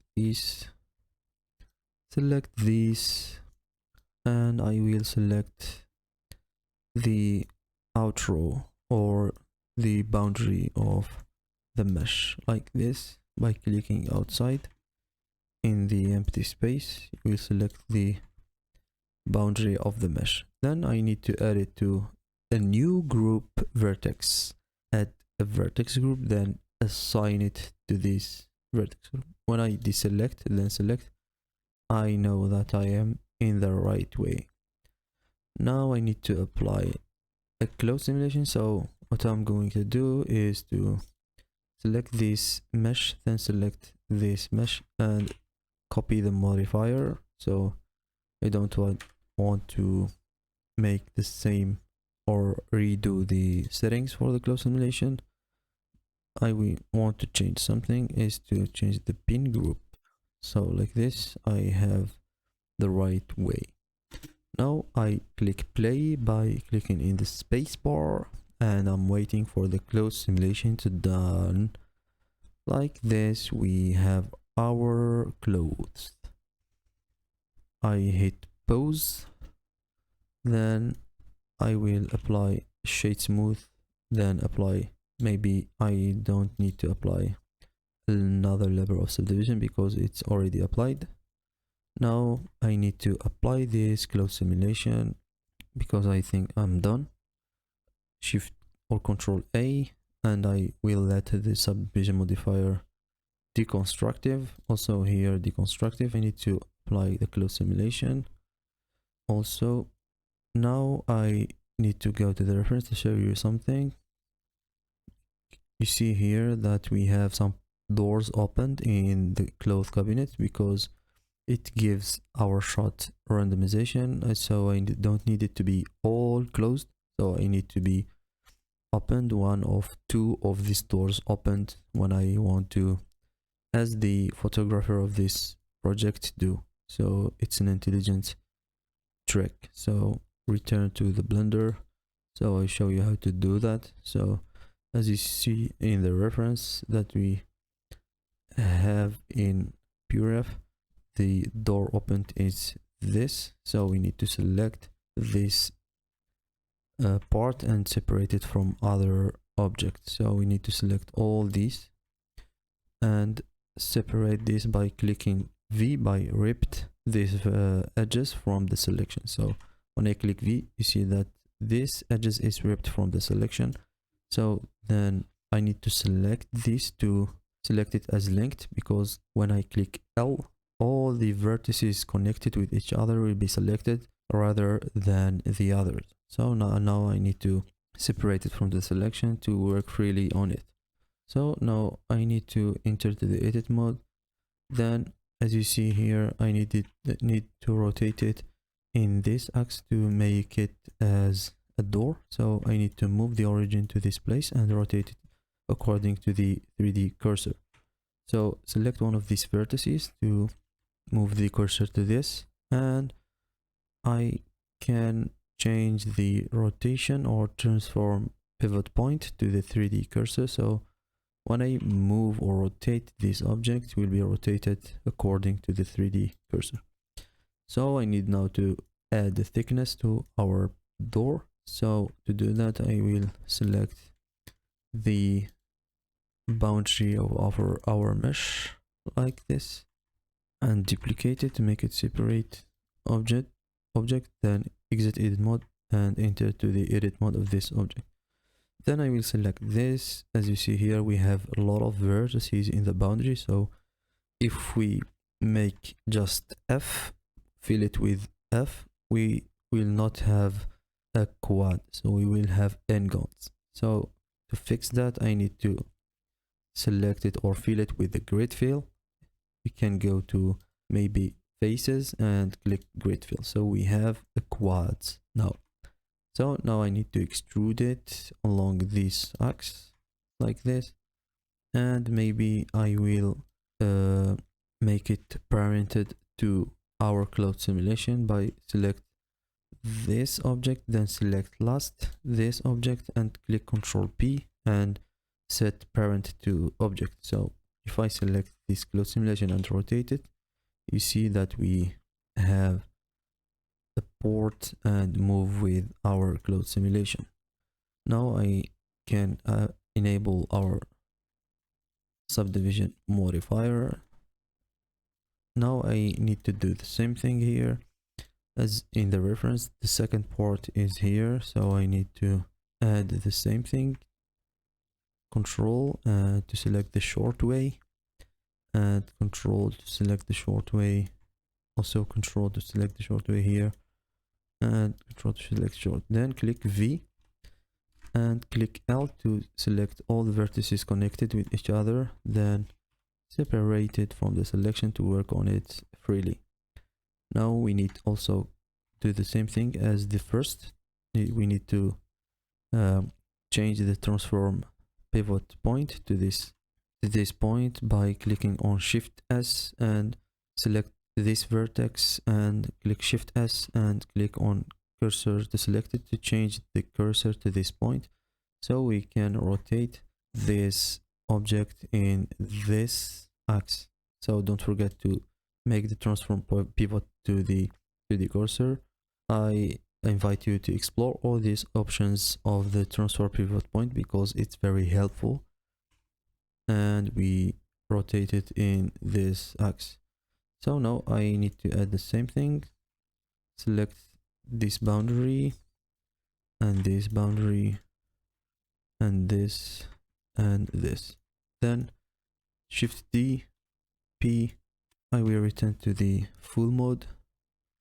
You see here I need to change some of these options because I have problem in clip sort, so I need to increase it 0.001.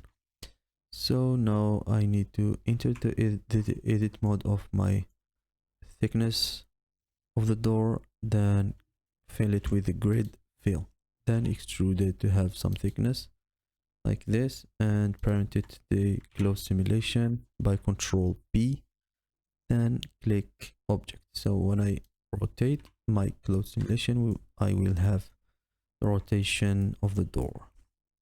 I can now apply or enable my subdivision modifier to have better detail. Now I need to apply a bevel modifier to the thickness of the door, amount 0.02 and segment 3, and shading to harden normal. Also apply shade smooth and auto smooth. It's a monotony operation. So I will select this also and select this, and maybe I don't need a subdivision modifier here. Also here I don't need subdivision modifier, I need a bevel modifier 0.02, 3, and shading to harden. As you see here, we have a notification that we need to apply auto smooth in object data properties. You can go to object data properties, and in normal you can apply auto smooth, then apply your shade smooth.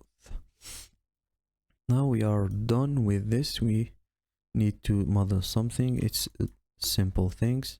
So we need to model this panel, also this bookshelf, and this table suspended in the wall. So as you see in the references, we have a bookshelf here. Also we have a table for the book. Also we have this panel. So we need to model all these.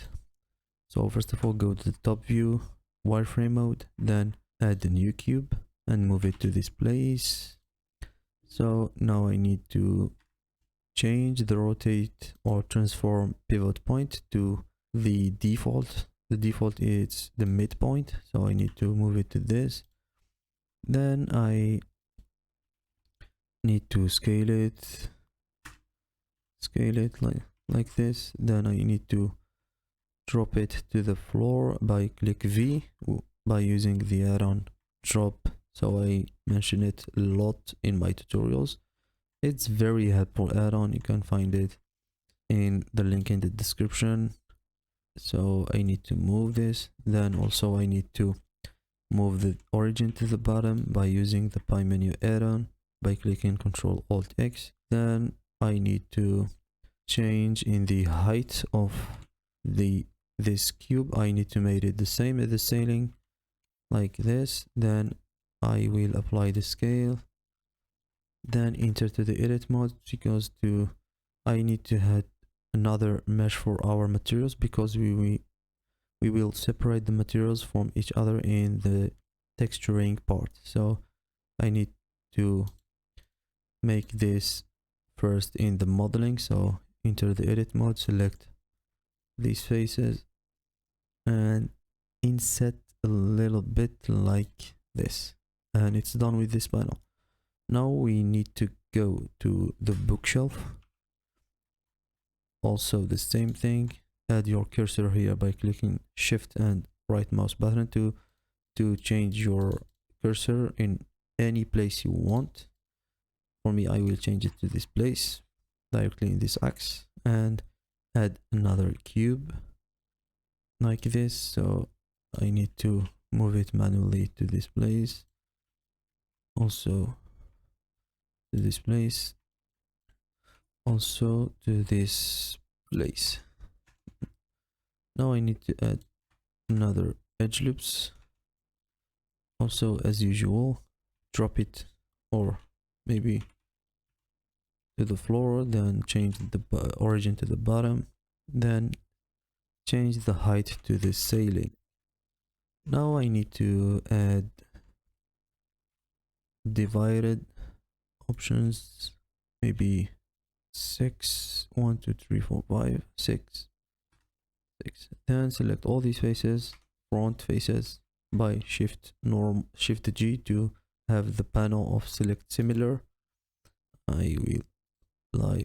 Then inset, maybe I have problem in the scale, as you see here. If you have problem in inset, bevel, or anything else in Blender, you should check your scale. So apply the scale, then inset, so like this, I don't have a problem, and extrude it to the inside. Verify if I'm in the right way, like this. Then I will return to the full mode, like this. So I'm finished with the bookshelf. Now I need to model or made the table. The table is suspended in the air, so I need to model it by extracting these edges from the wall like this. So let's separate it by selection as usual, then enter the edit mode of the separated object, then extrude it in this axis, in the y axis. So as you see here, I have some shading problems. I need to delete this vertex. First of all, I need to make it straight. So select this edge and click S, and in the y axis then click 0. So as you see here, then I need to delete these vertices by clicking X and delete, or maybe dissolve this vertex. Then I will add another vertex by Ctrl R, then click G to link these two vertices like this. I think that I don't have a problem. I need to verify the orientation. I don't have problems. Delete this bevel, get it from the wall. Then I need to select all these faces, then extrude it to the bottom like this. Also, I need to move it a little bit to the front by selecting these edges and select it and move it to this limit. Now everything is done. I think I'm done, so I will save the file, then apply some bevel modifier. For example, this 0.02, 3, and shading hard normal. I don't have any problem with auto smooth. Apply my shade smooth. Also a shade smooth. Apply auto smooth. Then apply bevel 0.02. I think this is the appropriate value in every object. You need to do a bevel modifier for it. Now I need to apply also a bevel modifier here. So I have a trick for you, that the bevel modifier, it's very important in your 3D work. So you need to apply it always. Auto smooth, shade smooth, and it's done. This is everything we have in the modeling of the bedroom. So I hope you like it. If you like the video, hit subscribe in my channel. Do like and comment with any question you have. You can ask me in the comments. So also you can share the video with your friends and with your anyone you know. So I hope you like it. Thanks for watching. See you in another videos. Salam. Hello. Welcome to another step, another part of my Blender Arch Viz tutorial series. So this part will be an easy, as we see, an easy peasy. It's a very easy step. So as you see here, the time have some glitches. So if you have this problem in your file, you can fix it by changing the clip start. So I will return it to the default. So it's done. In this part I will do some organization stuff. So I will organize my assets, my collection, and so on. So to do this, I will first of all start naming stuff like this. Plane, it's called plane, so I will call it floor. So I will name it by clicking F2 into the keyboard, and I will name it floor. So for the walls also I will name it floor, name it walls, sorry.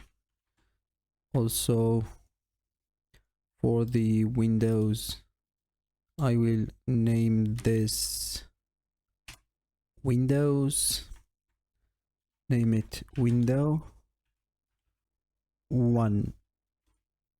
Then this I will name it window 2, like this. Also for the doors I will make the same thing. Door, maybe I will name it door bathroom. Then I will make some other stuff like this. I will name this or select all these parts of the kitchen and made it in a new collection by clicking M in the keyboard and new collection and kitchen, like this. Maybe I can make an assets collection, select all these, bookshelf, and these and these and these, this and this, also this. Maybe these assets of the bathroom, the mirror, the door, and this, and move it to a new collection, call it assets, like this. So when I try to maybe hide something, I don't need to hide everything, so I need to hide just the assets. So I need to move this also to the assets, like this, assets, and the kitchen, same thing. Then I will make these doors with the handle in same collections, doors and windows collections. So try to work with collection in every project you work on to be so organized and to not having problem in future operations. So maybe for the wall, for this cloth cabinet, I will name it cloth cabinet cabinet, and maybe move it to the assets. For the floor, I miss this. Maybe I will call it door, then dash, then maybe bedroom. So it rests just the ceiling, so I need to name it also ceiling, and I will select ceiling, floor and walls and make it in a new collection, call it home elements, like this. So I can now hide one part, or I can hide a whole collection. So now I need to name something for in the assets. Here maybe I will name it book shelf. Also, because I have two bookshelves in this scene, I will name it this one, and this I will name it book shelf 2. Close in order to close cabinets. Also I have maybe 2, so I will name it this one, and this I will parent everything, so I will parent this to this by clicking Ctrl P and parent, and this to this, and parent this to this, this, and parent all these to object. So then I will name this object, maybe Ctrl Z, I will name this cloth cabinet 2, cloth cabinet 2. So if I try to move this, so now I parent this to this object, then name this cloth cabinet. So it's clear operation, so you can do it by yourself without watching this tutorial. I think Ctrl Z, I need to rename this glass panel. Maybe I will specify it to bedroom, call it bedroom. Then I need to,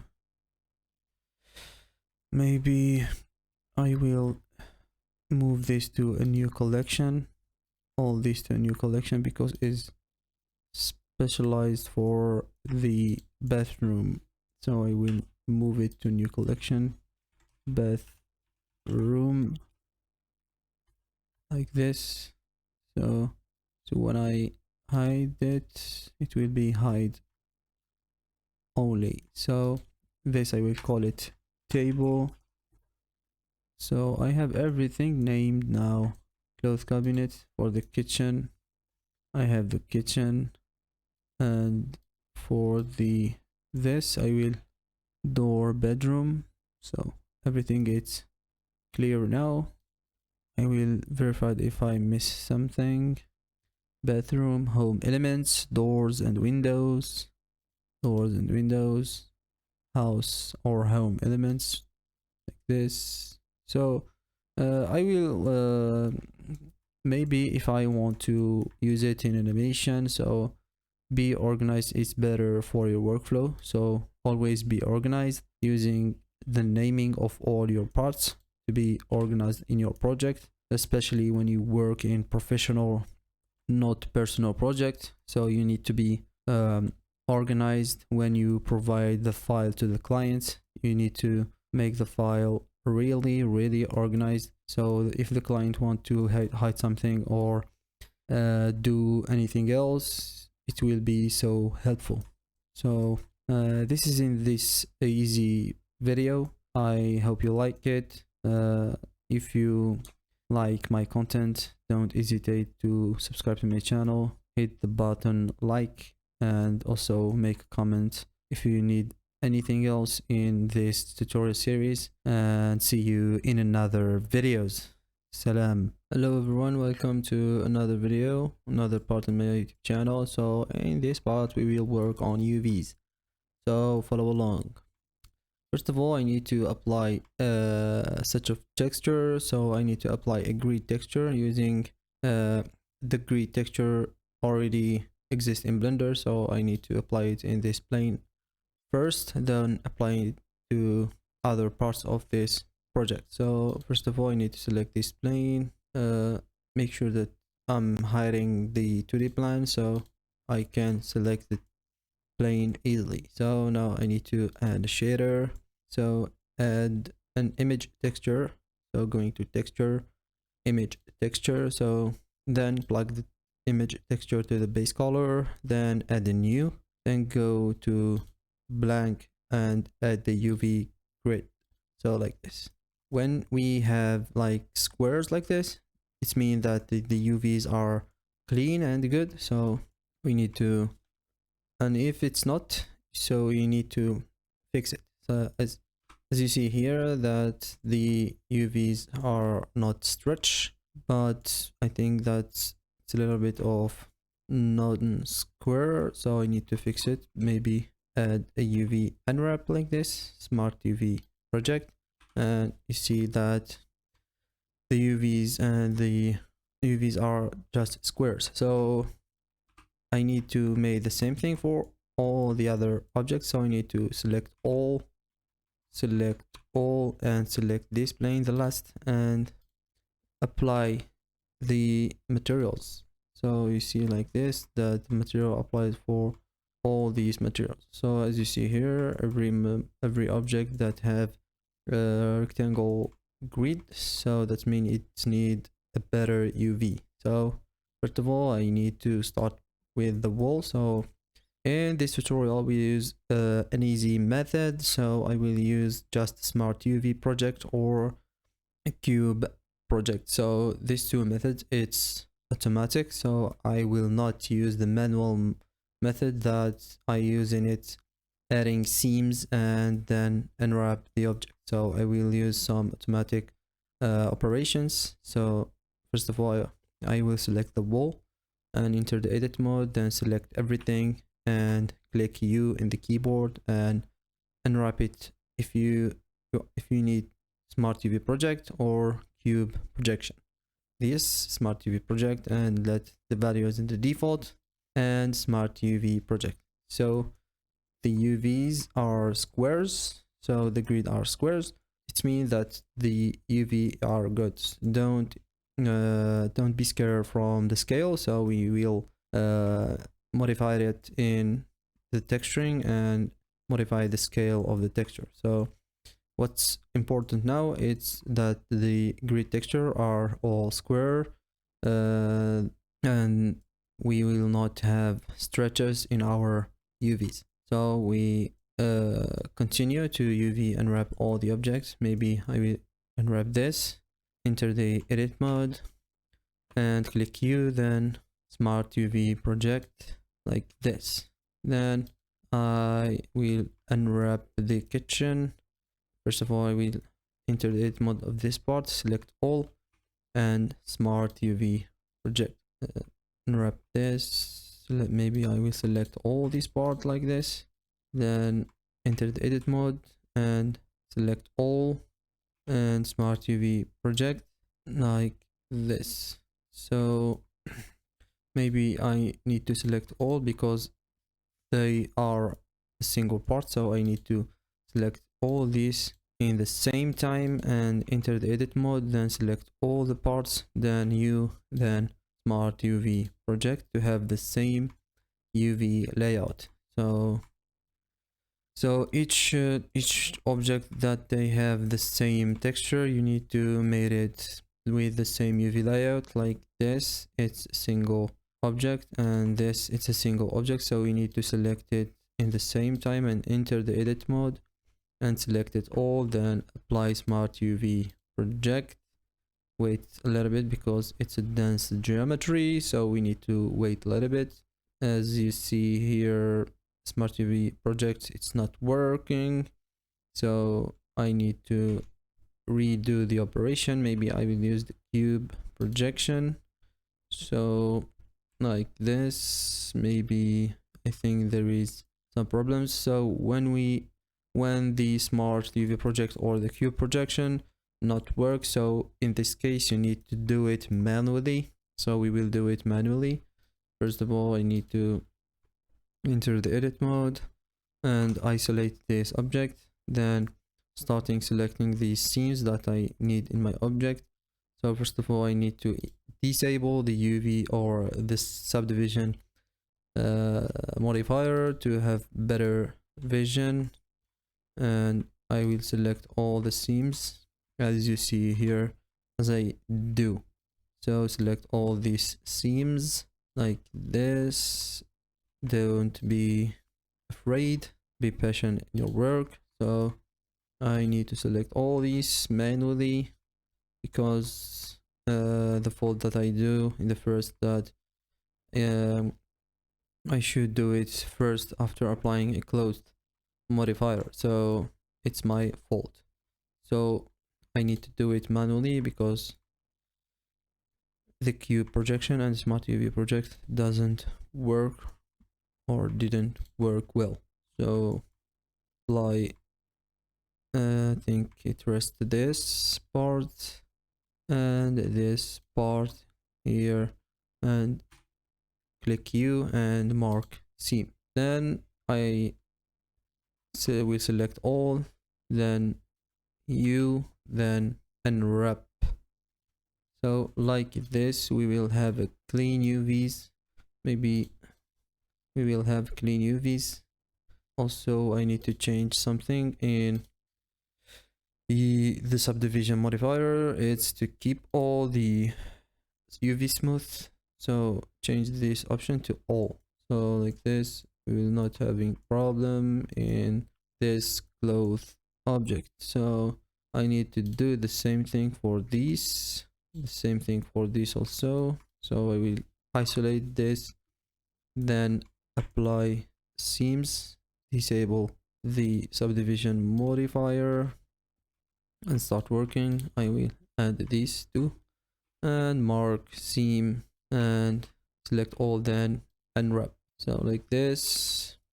So I need to unwrap this also, add a seam and mark seam, select all, then unwrap. Then I need to also make the same thing in the subdivision modifier, make the same thing in subdivision modifier. Also I will select all these because I need to add it in the same UV layout. So I need to select it all and enter the edit mode, then UV unwrap it manually. So like this, all these cloth objects have the same UV layout. So I need to go on. So first of all, I need to unwrap this port. It's very easy. Use the smart UV project first. Also for this, use smart UV project first. So if you don't have any problem, continue on working. Use the smart UV project. Also, I don't have problems. It's squares. Smart UV project. Thanks for Lex Kolowski. I learned from it, so try first if you are a beginner to use smart UV project. Also, I will select this cloth cabinet and apply smart UV project. Also this smart UV project. So I need to apply smart UV project also here. Also for this table, smart UV project. Also for this window, select all, smart UV project. It's a repeated method, it's the same, smart UV project. So I trust this. So I will, as I do, you see here that these edges is already selected from the last operation. So as like this, I will let it selected and click U and mark seam, then select all, then unwrap. Unwrap it like this. I repeat the operation that I need to select it with all these and enter edit mode, select all, then unwrap all these parts in the same UV layout, so to not having problems when I want to apply materials. So unwrap, maybe smart UV project, because like this. I think I'm done. I don't have anything to apply, so I think everything is done with the UVs. So I hope that you love the video. If you like the video and you like my content, hit subscribe and let a comment and like, and thanks for watching. See you in another videos. Salam. Hello everyone, welcome to new part in my Blender Arch Viz tutorial series in my YouTube channel. So in this tutorial we will start in the texturing process. So for this part we will start with the floor. So I want to show you something about this that I will mention in the references. So as you see here in the references that we have 3 materials for the floor. So as you see here we have the material for the living room and the dining room, and another material which is the wood material for the bedroom, and another material for the bathroom which is monochrome yellow.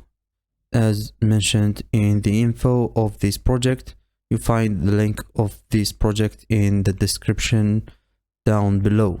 So as you see here, to do that, so to make each material for each space, for example, I need to enable the annotation. For example, we have a material here for the wood for the bedroom, and another material for the bathroom, and a same material for the living room and the dining room. So to do that, we need first to delete this annotation like this. Maybe I will take time. So to do that, I need to go to the edit mode of this 2D plan like this. So I need to choosing floor in the outliner, as we organize it in the previous, or maybe in the part 9 of this tutorial series. So I need to edit edit mode and add some extra loops. So I will add a loop here and another loop here and another loop for the bathroom here like this. So if I go to the face mode, as you see here, we have the yellow this face for the material of the bathroom, and these 2 faces for the material of the bedroom, and the rest is for the living room and the dining room. So now we need to go to the shader editor, going to the shader editor, and for the floor I need to hide the 2D plan now because I don't need it for this process, but I need to select the floor, and for this I will delete this grid material. So I can't delete this image texture because it's applied for all these parts of this apartment, so I need to delete it individually. So I will delete this material and apply a new material like this, as we mentioned previously that we have 3 materials in this floor. So I need to add 2 others materials. So add a new materials for this slot and add a new material for this slot.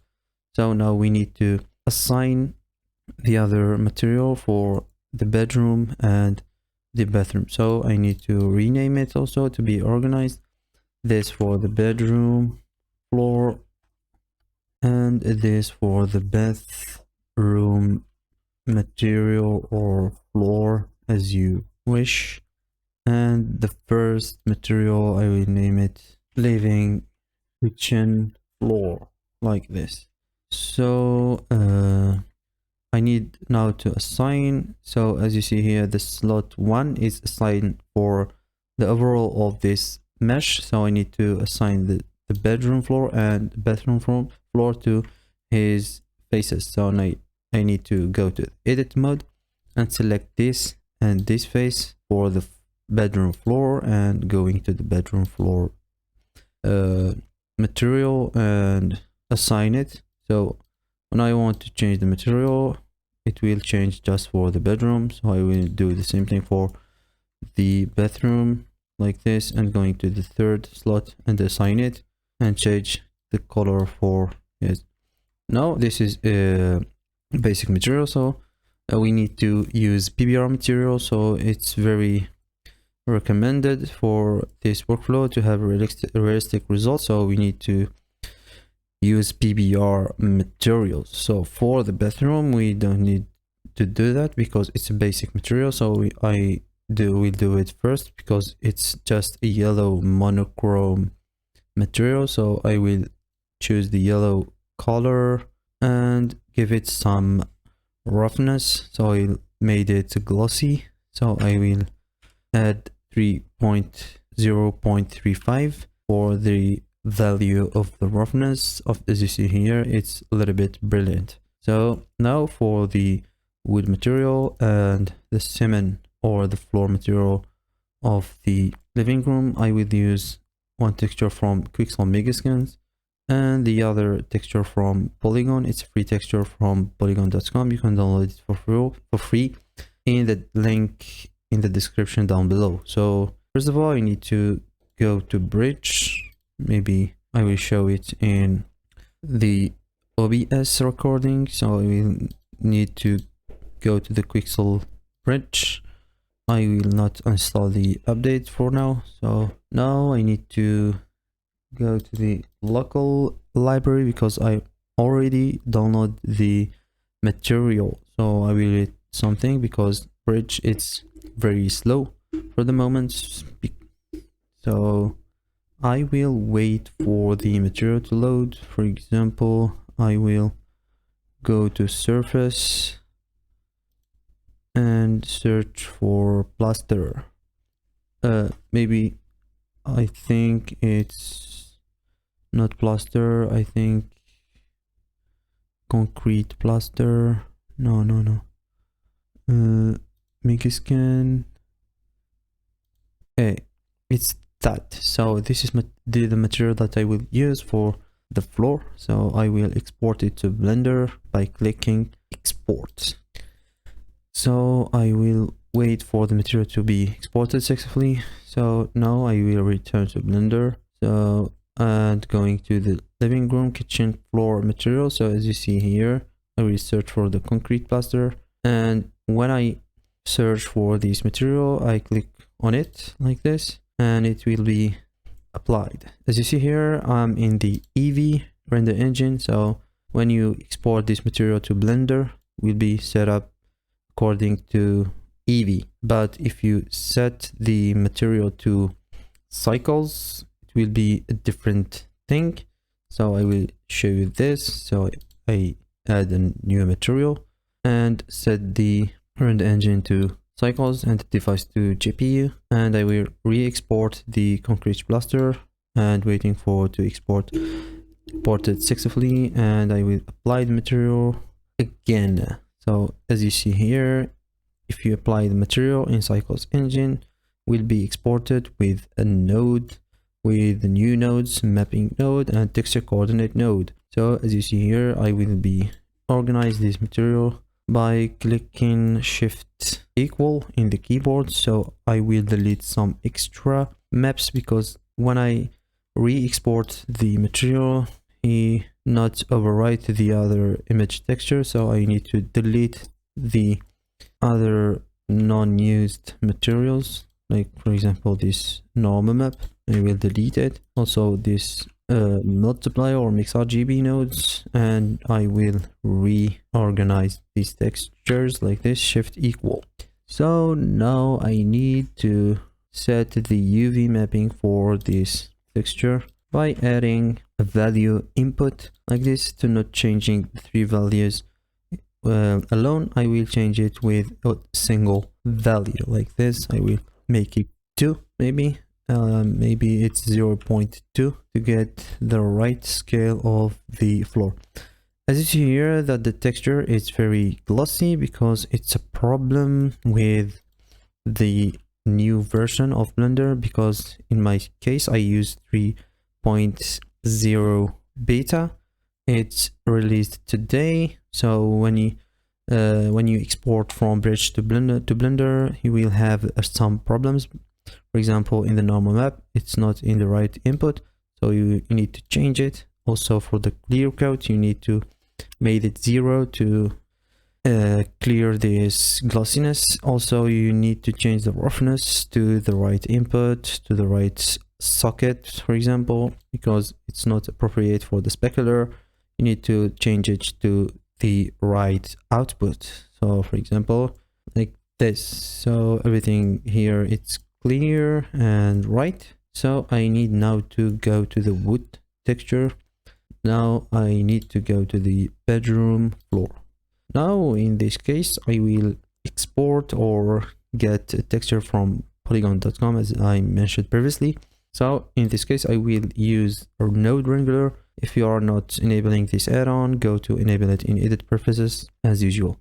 So click Ctrl+Shift+T, and going to your folder and add this material. For example, for my case, I will add it from the texture folder and going to wood floor, and wood floor, then going to regular and 4K, and choose these maps and select it all and add it directly to the shader editor. You can install the polygon material converter and add it easily, but in my case I will use the traditional method.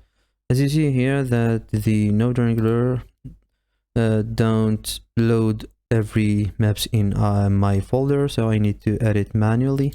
For example, it missed the specular and bump and the displacement, so I need to edit manually. For example, the AO, I need to take this here and duplicate this material, add it to non-color data, because AO is a grayscale map. So I will add the AO, for example, take the same mapping for this or this map and merge it or mix it with the color with a multiply blend mode, as you see here. So I need to make it non-color data, base color, RGB. Now I need to go to the roughness, take it a little bit down, drop it down, and duplicate this image and go to the folder. And in this case I have the reflection because maybe it's for another render engine, but we will fix this in Cycles engine. We have specular, so specular is the contrary of reflections, and the glossiness is the contrary of the roughness. So I need to plug this in the specular. Don't forget to make the same mapping, and to invert this reflection to specular, you need to add an invert node as in the glossiness map or the roughness map. So now I need to add the other maps. As you see here, I need to move the displacement map, this, and I need to add the bump map. So I need to take this here to have enough space, and add the same mapping node for the bump node. As we see here, we have the bump node. So in this case, we need to load the normal map. So adding vector normal map and add it to the color. Maybe I need to move this a little bit here to have enough space. So move this normal map here and plug it to the normal like this. Then I need to decrease maybe the distance 0.01.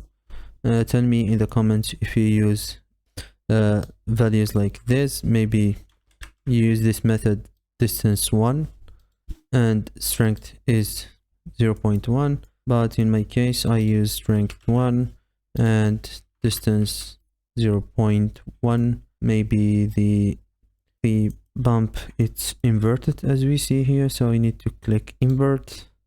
Maybe it will be inverted. Invert. I think it's good, so I will keep it like this, so everything is good.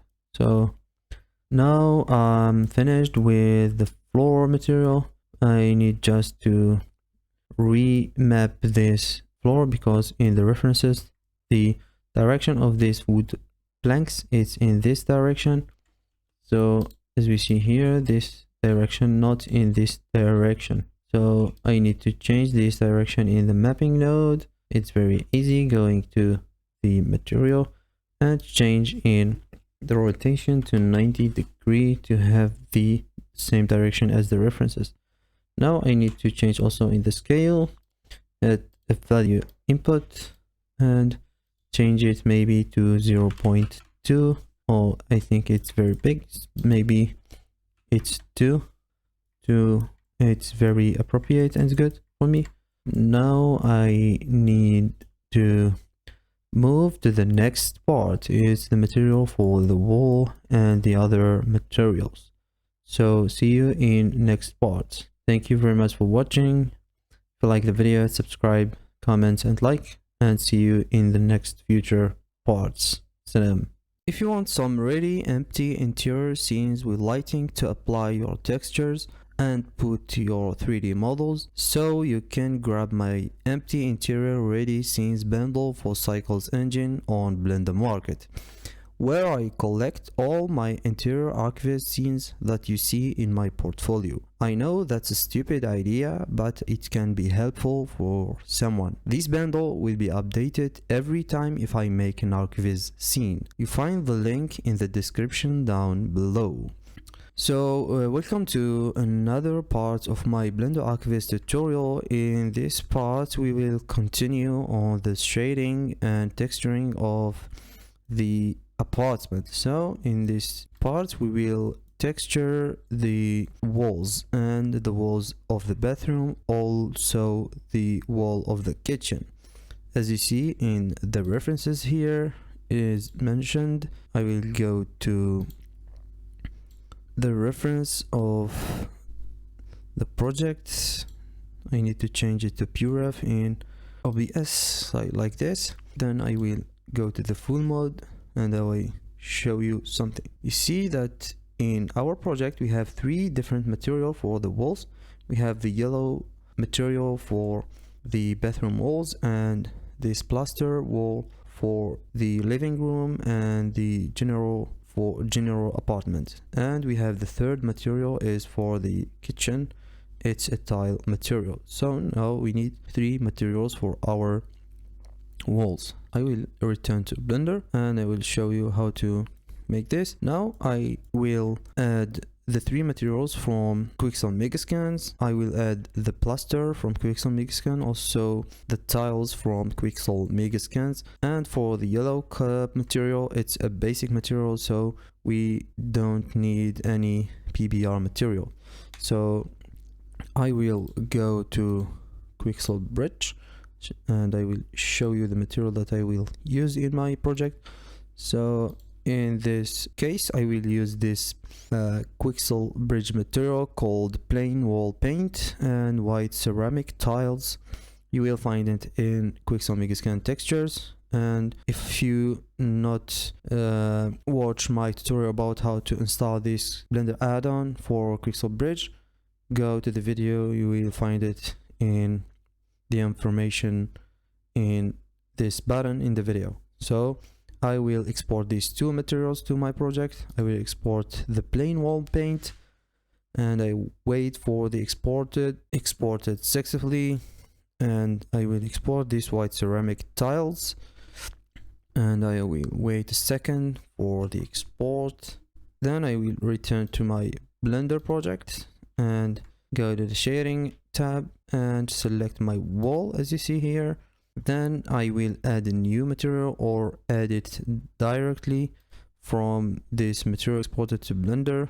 For example, we have this plain wall that we already exported from Quixel Megascan library. I will apply it directly like this. As you see here, that's some missing output because there is no update for the Blender 3.0 beta. So if you use the 2.93, we're not having this problem.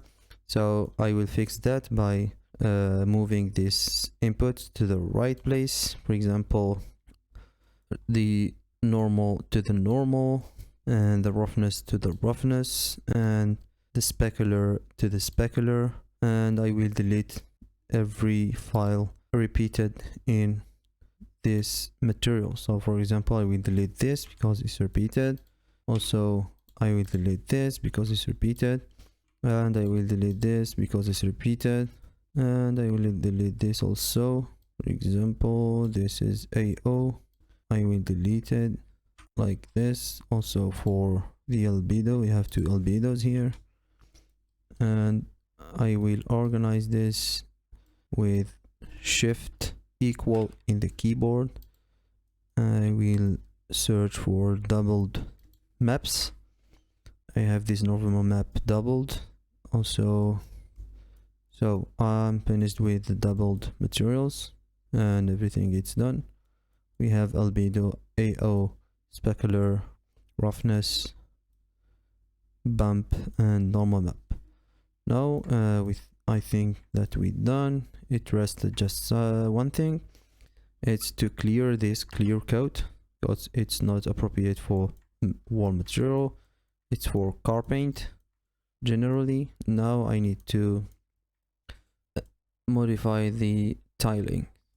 So I will go to the mapping node, and as you see here, I delete this mapping node and preserve this mapping node. So as you see here, we have some missing input. So I will plug this to this texture and plug this to this texture and plug this to the roughness texture.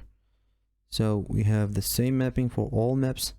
Now I will show you the default mapping, then I will change it front view, the right scale for our material. So I think that, oh no, I forget that. So like this, we have our material. So I need to rescale it a little bit to be realistic. So I made it 0.02 maybe. I think it's good. Maybe like this. I will let it like this. I think it's good for me. Now I want to go to the tile material. So as you see here, to do this, 3 materials in one object, we need to add more slots in our shader editor. For example, here I need to add 2 slots, one for the tile material and the second for the bathroom material. So for each slot I need to add a new material and go to bridge and export.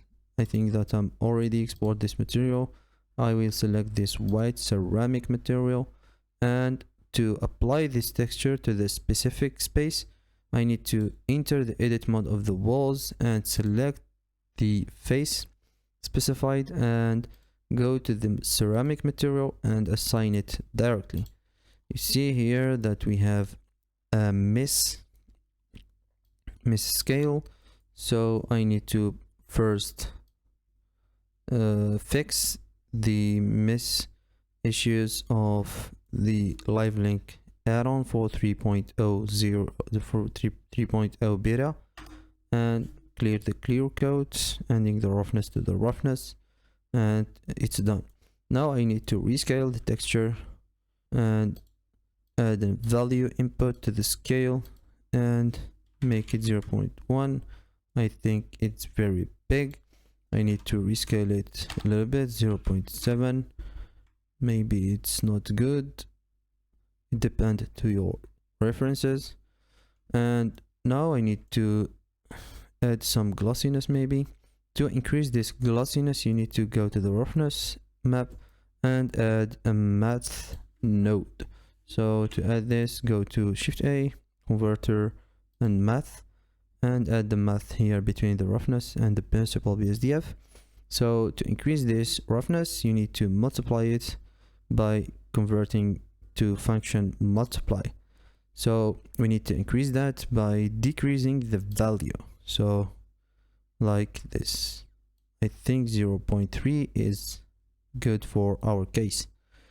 Now I will go to the bathroom material. So I need to go to the bathroom and isolate the walls, and I need to select all these faces that I have here in the bathroom like this. Maybe I will use the control key to select the short way for faces like this, and like this. Now I need to do the same thing for this material. Select this, select this. I will select this with shift, select this, and select this. Click control to select the short way. When you select face here and you want to select the face here, click control to select the short way to this face. I need to select this face also, and with this I'm done. I need to go to the slots and go to the third slot and add a new material and assign it to these faces like this. I need now to change the color to yellow and give it some glossiness by decreasing the roughness value like this, 3.5, and it's done. And I need to make the same color of these walls as the same color of the floor. So what I can do, I will select this color and take the pipe tool and select it from here. Maybe I need to change it to yellow because it's not a pure yellow like this. I think it's done with the walls material. So I need to apply the wall material to every object who has the same material as the wall. So for example, we have this cloth cabinet which has the same material as the wall. So I will apply the plain wall for the cabinet. Also, the door have the same materials as the wall. We have the black material and the yellow material and the plaster material. So I will select the door, then select the wall and apply the same materials for the door, then assign each material to his place. For example, for the middle of the door, we have maybe another slot. I will make it black, so I will add a new material here and make it black and assign it to these faces and give it some roughness. And the inside of the door has the yellow material, so I need to assign it to it like this. So with that, I'm finished with all material that have the same material as the wall. So also we have this table. I need to apply to him the same plain wall material, so you can verify it in your reference that if we miss any object that has the same material as the wall. And I think it's done. Thanks for watching. See you in another videos. If you like the videos, don't hesitate to subscribe. Thanks for watching. See you in another videos. Salam. Hello everyone, welcome to another part. I will continue on texturing my apartment. I will start with some assets on the bathroom. I will add the same material as this yellow, so I need to rename this yellow material and give it a name to apply it easily in my assets. For example, I will create yellow texture like this to find it easily to apply it in other assets. For example, I will apply it here, yellow, or maybe I will call it yellow texture. Also here I will apply yellow texture. Also for these small parts, I will select these parts, then select this last and link the materials like this. Then I will texture this mirror. So the texture of the mirror is very easy. Add the new material and increase the metallic to 1 and the roughness to 0, and you will have the mirror material. Now I need to apply a gloss material for this, and also the gloss material, it's very easy to apply. So delete this grid UV texture and apply a new principal BSDF to have a gloss material. It should decrease the roughness to 0 and increase the transmission to 1 to have the gloss material.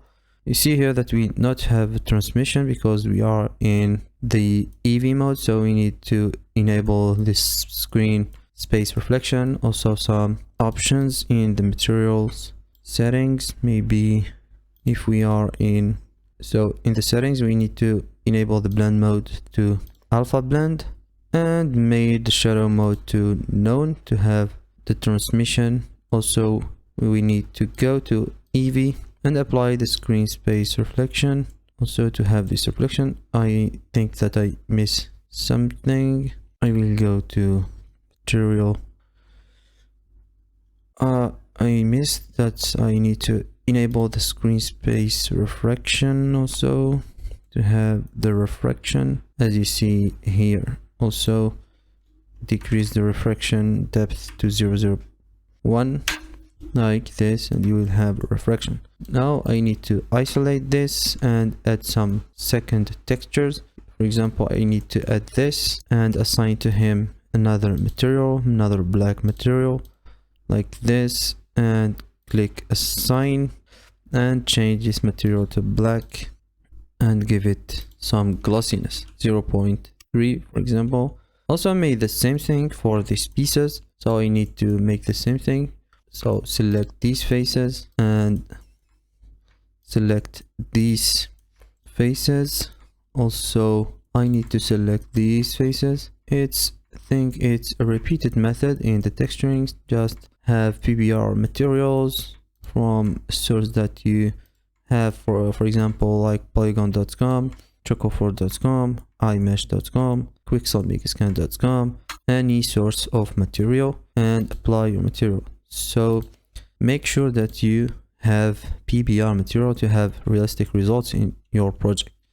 So I finished with that. I will apply the same material for these things, add a new material and make it black or gray as the references and give it some roughness, and apply the same material for these things also. So I will select this and select this last and apply the material. So I think that I'm finished with the bathroom. I will go to another thing. For example, this bookshelf. I think, as the reference mentioned, it's very simple material. I will delete this UV grid material, and I think this bookshelf is look like a pink material, so I will make it maybe a pink material like this and give it some roughness, increase the specular to 1 and give it some roughness to be some glossy. Now I need to apply this material to this bookshelf also. So I need to select this and apply the same material. Now I need to save as usual. So I will let this material kitchen in another part, or maybe I will do it in this part. Also this cloth cabinet, I think that I will made it to another part. Also this doors, which has specific or special material, that I will made it in a separate part. Maybe I will do the material of the window. It's very simple. So I will apply a general material, a black metal. So I will apply metal. I will make it black as the reference shown and give it some roughness, 0.3. It's good. I use it always in my projects in the metal material. So I need now to apply the glosses. The gloss here, it's very special, so I will not made it with principal BSDF. So I will create another slot and give it a material and assign it to this 3-panel glasses. So I will select the second slot and apply it. Then I will apply a special procedural gloss. So because the gloss in Cyclops is very complicated, if you apply the simple gloss BSDF, you will have a lot of noise in your scene. So I will do some trick that I learned from Blender Guru and other artists. Thanks for him. So follow along. I will add first a glossy material because the glass is a glossy material in general. Also, I will add a transparent BSDF because also the characteristic of the glass is transparency.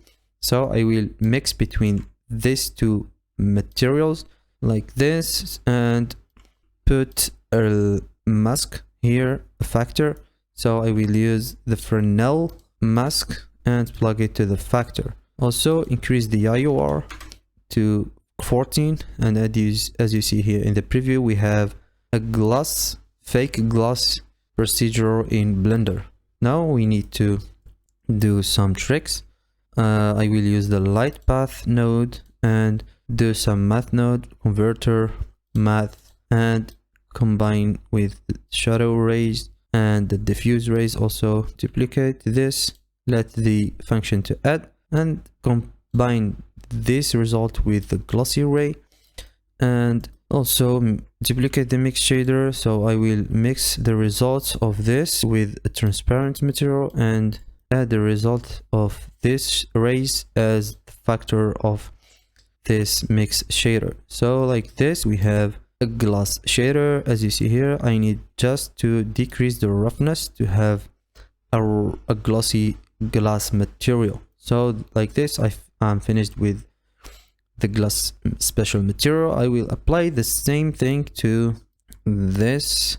So you see here that I have black material, and in this area I have glass material because of the normals, so it's not a problem. I will apply the same thing for this window. So I will select this first and select this last and click Ctrl L and link the materials, then go to these panels in the edit mode and select it, then apply the glass material to it, and you will have a good glass material. I think I want to pass to second material or other parts to textured, so I think I will go to the kitchen material. So hello everyone, welcome to another video on the texturing part. In this part I will texture the kitchen countertop plus the cloth texture and the glass material for this special door of the bedroom. I will start with the kitchen, as I read in the info of the project that this kitchen material is an MDF with a blue color. So I will make it simple without using any complex texture. So I will delete this UV grid texture from it and apply a new principal BSDF and changing the color to blue by using this RGB. So make green and red to 0 to have the pure blue. Then increase the specular a little more and decrease the roughness to 3.3 or 3.5, and it's simple. So you can add a surface imperfection. I can show it to you in another parts in this tutorial. So I will apply this material to other parts of the countertop. I will select all these and select these last and Ctrl L and link the materials to each other to be one material. Like this, I'm finished with the countertop. Maybe I need to increase roughness maybe a little bit. I will see that after making the lighting, if I have a more or much reflection in my kitchen countertop. Then I will go to the cloth, I will isolate it, and then I will show you the simple workflow to make this texture from just one image texture. So this technique I learned it from Lex Kalowski, who has the chocofor.com. I recommend it to you to visit his channel and watch his tutorial, and I learned it also from Riley Brown. You can find it in Twitter. So I learned this trick from them, and I will apply this in front of you. So we need in this situation an image texture of a fabric. So I will go to my library. So then I will go to architecture visualization and I will go to 3D models as you see here, and I will enter to Choco4 and going to materials and going to fabric and going to maps, and I will choose one of these materials. I think that I will choose this materials. I need to delete that and apply new principal BSDF and grab this material to the shader editor. I will preview my texture like this. Maybe I need to change it to this, maybe this. So I will start the process of creating different maps from one texture. So to create roughness and bump and all other grayscale maps, so you need to change this sRGB to non-color data, because this need non-color data because it's black and white maps. And if you need the base color, you need to plug this texture to the base color and change this non-color data with a simple trick, is to add a gamma node. So go to color, then gamma, and edit between image texture and principal BSDF and change the gamma. It's to 2.2, that means it's sRGB. Even if you have non-color data in this socket, if you add a gamma node and may change it to 2.2, it means that is sRGB. So we will use this non-color data in other sockets using RGB node by adding an RGB node or RGB curve as we know it. So add RGB curve, then plug the color to the color and the color to the roughness. Then I need to preview it to maybe edit a little bit in the curves like this, and maybe if you want it some glossy, you need make it a little bit black. So I need to specify where is the roughness areas and where is the glossiness areas. So like this, I think it's good for me because this fabric texture is not glossy as much. I need to now add a bump node like this and plug this color to the height and the normal to the normal. As you see here, we have so much bump, we need to decrease it.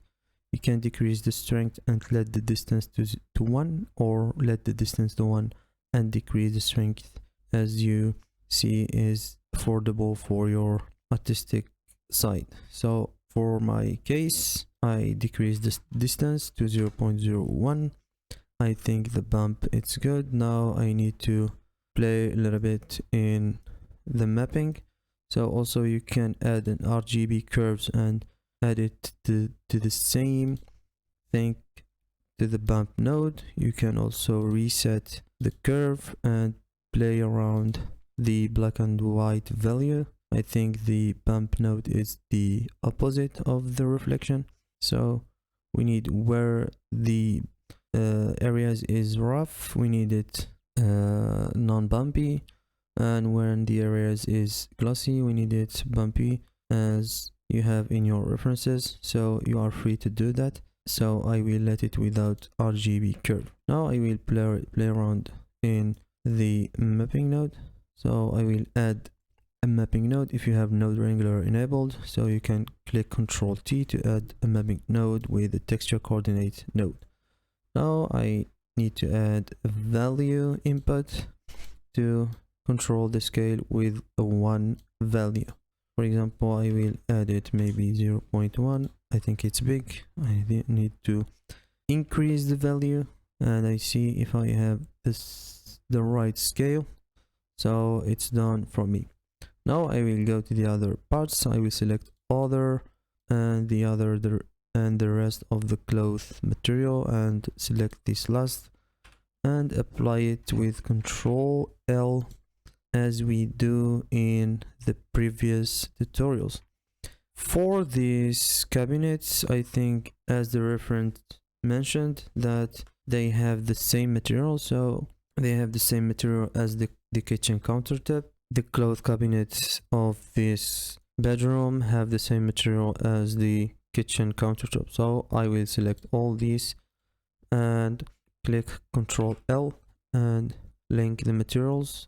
For the doors of this cloth cabinet, it has the same material as the bookshelf, so I need to link this material to each other like this. Now I need to move to this door material. So this material is of this glass door, it's very special. So we have a glossy glass in the inside or the outside, and we have a rough material in the inside of the bedroom to have some intimacy. So I need to do that. First of all, I need to add or remove this grid texture and add a new texture for one frame. I need to add the texture of the frame. Maybe I need to change the color to black and assign it to the frame texture. So I need to select all the frame texture like this. It will take some time. Like this. Go to the inside and select these textures. Control Z. I need to enable the screencast key because some of my subscribers remind me about this, that the screencast key is not enabled. So I need to enable it every time when I go to do this tutorial. So it's not a problem. Now I need to maybe assign this material to this area. I need to select these areas, select these areas, select this. So like this, I think I select all these areas. So I will make a black color for the frame and add two material of glass, one for the inside and the second for the outside. So I will add another slot and go to the second slot and add another material. You can change the name of this to frame and go to the second slot and assign it to this glass. Click in the second slot and assign it and name it inside glass. So for this we need it to be more rough and more transparent. Also I need to do a thing that I want to add a transparent shader and mix it with the principal shader to have more light enter to the apartment. So I need to mix this and grab this material output like this to have more space, and I need to add a shader or a light path node and use it as a factor and let this transparent material appear just in maybe shadow rays, because if I have just this principal BSDF glass, it will not let the lights appear and enter to the inside of the apartment. So I need to do these things. I will do the same thing for the outside of this door. So I will go to the third slot and add a new material and assign the material to the outside face and make the same things, but in this area I need to decrease maybe the roughness and increase the clear coat and increase the transmission also because it's a glass.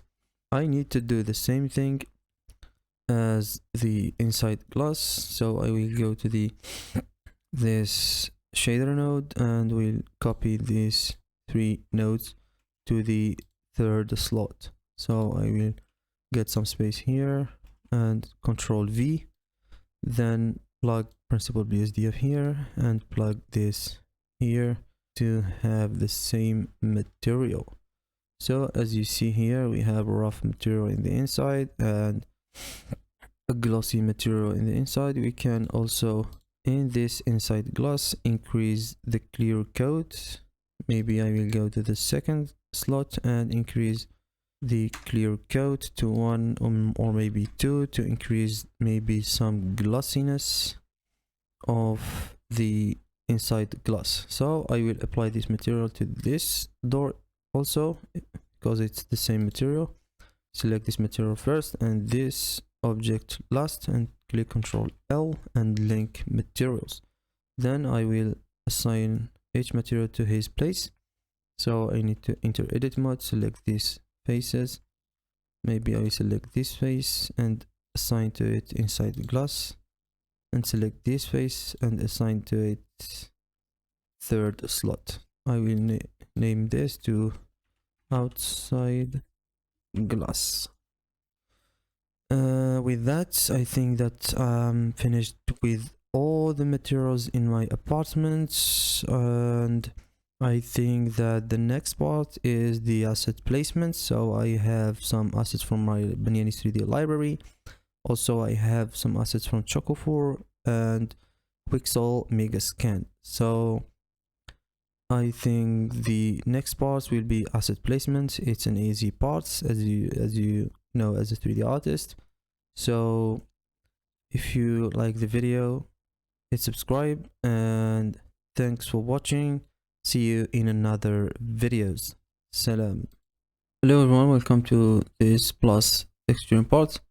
I made something in the texturing, which is the sailing emission. So as you see here in the references, that we have emission shader in the bathroom. So to add that, I need to return to Blender. I will choose this sailing object and I will enter to edit mode, and I will delete these extra vertices because I want to have an edge flow.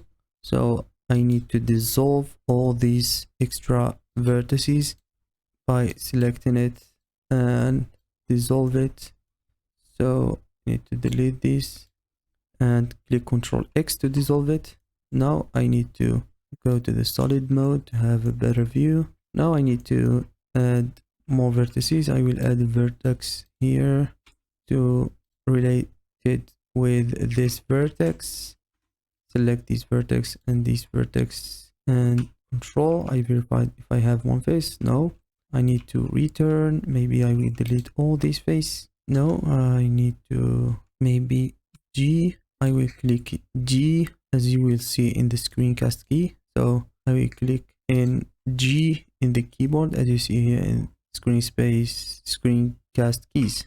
So with that I will have faces. Now with this I need to make it straight, so I need to scale it in the s-axis in 0 like this to make it straight. Also this I will scale it in the x-axis to make it straight as x then 0, then enter.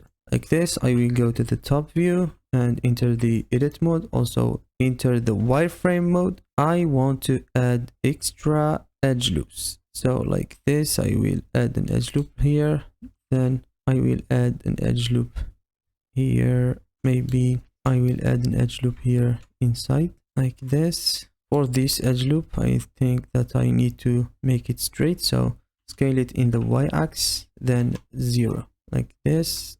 No, I need to select all this edge, scale it to the y-axis and 0. Then I need to move it to this place and maybe snap it to this place here. Then I need to add another edge loop here according to this limits of the wall. Then I need to add another edge loop here. Then I switch to the face mode. Then I will select all these faces, then inset these faces a little bit like this, and I need to go to shader editor to give it a material. So to do that I need to add another slot like this and add a new material and name it emission bathroom. Then to do that I will change it totally to white and made the emission strength to 5. Now I need to go to the viewport shading and see if shader it's right. So as you see here we are done. I need to assign it, so I need to assign the material to these faces. So click assign, and you will have the emission material and the lighting inside the bathroom. So to see the effect of the light, you need to enable the bloom in Eevee to see it in the viewport shading. So you need to enable the bloom in Eevee settings. So if you see here, when I enable the bloom effect, I know that I'm right. So this is everything in this side part. So I hope you like it. Thanks for watching. See you in another videos. Salam. Hello everyone, welcome to another tutorial. In this part in Blender Arch Viz tutorial, I will made the asset placement. So I will use my NES3D Arch Viz library. Also, I will use chocofor.com assets. Thanks for Lex Kolowski to give me this huge library. And I will use for the 3D plants, I will use the Quixel Megascan with the combination between pots and 3D photoscanned plant. So first of all, I need to append all the assets that I need to use. So I already prepared these assets after doing this tutorial. So I will enter this Blender file called assets, then going to collection and select all these collections and append it to Blender directly. Now I need to place it according to the 2D plan. First I need to move it to the side. Then I need to go to the edit or the wireframe mode to see where is the furniture placed in the 2D plan. So now I need to place, maybe I will start with the living room assets. First of all, I need to place this bookshelf with the books. I already prepared this bookshelf with the books in a separate file, as you see. So I need to move this to this place with enabling the snap mode in the edge and snap mode here. Then also I need to enable the snap mode every time I need to place an asset. Maybe I need to change this to face. Is the problem with, maybe I will place it manually because I think that I have a problem. This. Now I need to move to second asset. I need to maybe place this plant. So I will move it to the plan in the 2D plan. Now I need to move it a little bit here and make sure that you not have an intersection with the geometry. So don't make plants intersect with your walls like this. Be careful in the side and move it carefully. Maybe I can rotate it like this to have enough space for the sofa, or maybe I will retain it to the original rotation. Now I need to maybe move this sofa like this. You can find this sofa in my Gumroad page on my NES3D library. You are free to use it without any restriction. So you will find the links in the description. I will move this like this. Maybe I need to rotate it a little bit to have more space, because I think that I don't have an intersection. So like this, I can move it a little bit to the front like this. Maybe I have a little bit space. Okay, now I need to move the second plant in this place and rescale it a little bit to be small. And I think it's floating in the air, so I need to move it to the floor like this. Now I need to move this third plant. You see that in the interior design that the plants are very important in the design. So every time when you want to do an interior design, make sure that you have enough plant in your interior to get better visualization and better aesthetic design. So plants, it's very important in every interior design project, so take this in consideration. So now I need to move this side table. As you see here, it's rotated to the other side, so I need to rotate it in 180 degree and make it like this. Okay, now I need to move this rug this place. I will go to the 2D plan and make sure that I'm in the right place like this. according to this rug in the 2D plan. You see that every furniture is placed good in the 2D plan, so follow along this 2D plan and don't be worried. Now I need to move this plant here in this corner. Maybe this plant it's for these corners, and this plant is for this corner, like this. Now I need to move this chair, as you see here. This chair also you can find it, or armchair, you can find it in my Beninis 3D library.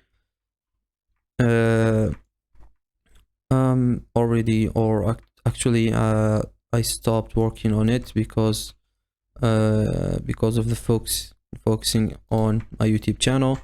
So I will return to Beninis 3D and make it a big library in the future, so stay tuned. So like this, I need to move it to the side like this, and as I have in the reference, we have this table in the side of the chair like this. You need to move it the Z-axis like this. Make it a little bit small to be in the same level with the chair. Now I need to go to the lamp. This lamp, I will move it here in the side of the sofa like this, rotate it in the side of the sofa. Like this, I need to add some plants in the table. In this table I need to add some plants because in my reference I have these plants in the table like this. I need to have some plants in the table. I will make sure that I'm not having an intersection geometry, so like this I'm good. I need to add the other plant. As you see in the render results, that I have another plant in the table. It doesn't exist in the references, but I made it in this place because of the composition of the camera of the image. So because of the better composition, I made, or I put plant in this place. So I will verify if I finished with the living room. I will delete this because I don't need it anymore. So now I think that I need to go to the kitchen.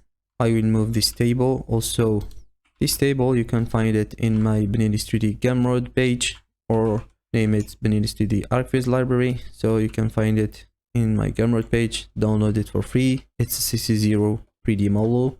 So now also I have this chair. As you see here, it's a Soborg dining chair. It also exists in my Beninis 3D library. You can download it for free. Also, I need to rotate it 90 degree and place it here as you see in the 2D plan. Maybe I need to move it to the side. I have to enable the screencast keys. So I want to go to the Spanish dining chair and click here and select hierarchy because it's a separate part. You can select it with just one click. So we need to click the right mouse button and select hierarchy. Like this, I will click Shift D to duplicate and move it to this side like this, and repeat this operation one more time like this. Then I will select all these chairs, select this chair, and maybe I will click Ctrl M, then rotate it or mirror it in the Y, or maybe Ctrl M, or I need to duplicate this and take it to the other side like this. And to rotate it to the other side, you need to mirror it by Ctrl M, then click X to rotate it in the Z axis as you see here. Then I need to duplicate it one more time and move it to this place because it's 3 chairs in one side and 3 chairs in one side, and repeat this operation one more time by clicking Shift R. It's very easy operation. Now I need to duplicate this rug because I have another rug in the kitchen. So Shift D and move it to this side like this, and I want to verify if I have some intersection. So like this, I'm on I need to move this table a little bit to be in. So I need to move this and snap it in the top of the rug. Move this, snap it to the top of the rug, snap to the rug, snap it to the top for the rug, and like this. And everything it's done now. Now I need to have the cooktop. I need to move it like this to the plan. Move it here. This cooktop is from imesh.com. It's free asset. You can go to the imesh.com and download it for free. So like this, I need to move it to the top, bring it up to the top of the kitchen like this, and I need to rotate it 90 degree and maybe rescale it like this to be according to the plan. I think like this it's good. Make sure that I have it in the top of the face kitchen. Now I need to move the sink. I have this sink that I made in another tutorial. You can find the tutorial in the information button in the top of the video. So I need to move it like this, move it like this, 90 degree. This maybe I need to snap it to the top of the kitchen, rescale it. Maybe I need to make the origin to the top to scale it with any problem. So now I need to create this hole of the sink. So I need to add a boolean modifier because I have a problem with adding loop cuts. So I don't want to waste time with fixing the geometry. So I will add a boolean modifier. So first of all, I need to add a cube and rescale it to have the appropriate scale. So I will go to the top view and scale it maybe the y-x, follow along this hole, scale it like this, and it's done. Now I need to make the visibility of this cube in the wireframe mode. So I will go to the object properties and going to the viewport display and make it wire. Also, don't forget to make it maybe unshown in the render, maybe globally disable, and go select this kitchen and go to the boolean, add a boolean modifier like this, add a boolean modifier. See that we have a hole in the kitchen countertop. Maybe I need to move the boolean to top to have bevel modifier applied to this sides like this. I'm done with the kitchen. So now I need to move to the bathroom. So I have the assets of the bathroom. Also these assets, it's for, oh, first of all I need to move this lights. It's sailing light. I need to move it here in the top of the kitchen, but I need to move it to this place because it's in the same level of the sailing. So now I need to move to the bathroom assets. I will select these bathroom assets. It's also from chocofor.com. So I need to move it here, move it like this, rotate it in 180 degree, make it snapped to this wall, and move it here, move this, I don't know the name of this furniture or bathroom furniture, so I need to rescale it to be so small like this. Great, but I need to move it a little bit to the top according to the reference like this. And for the bathroom, everything it's done. So I don't have much furniture in the bathroom. Then I need to move this plant. It's a small plant from chocofor.com. Also I have these two plants. Maybe I don't need to use this.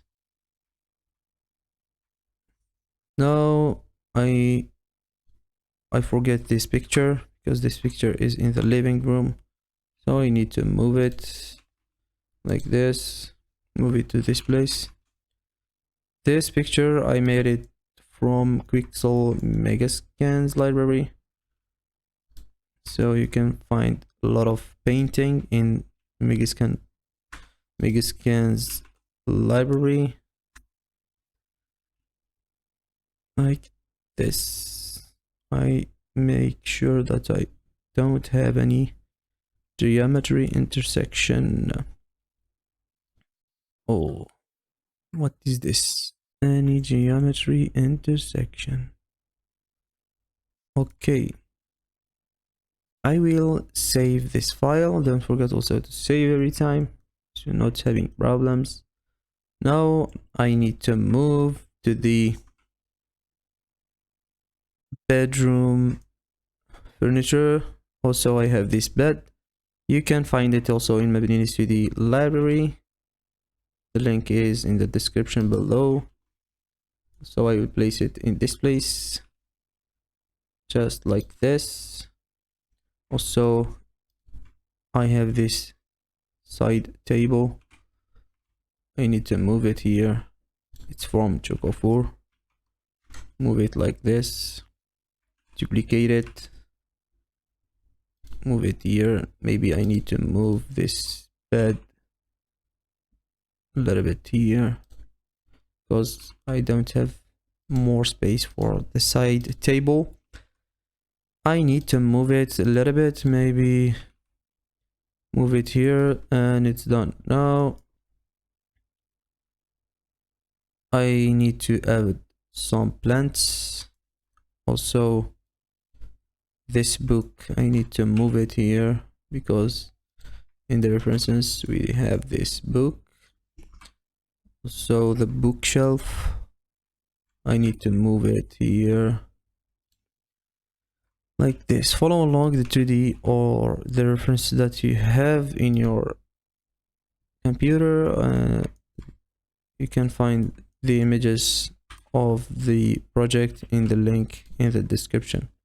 Also I need to move this chair to this place, rotate it a little bit because we have a table here for reading. Also I need to add this small light here, take it to this place and rotate it like this. I have now some of the plants. I have this big plant, so I need to move it because I have some geometry intersection.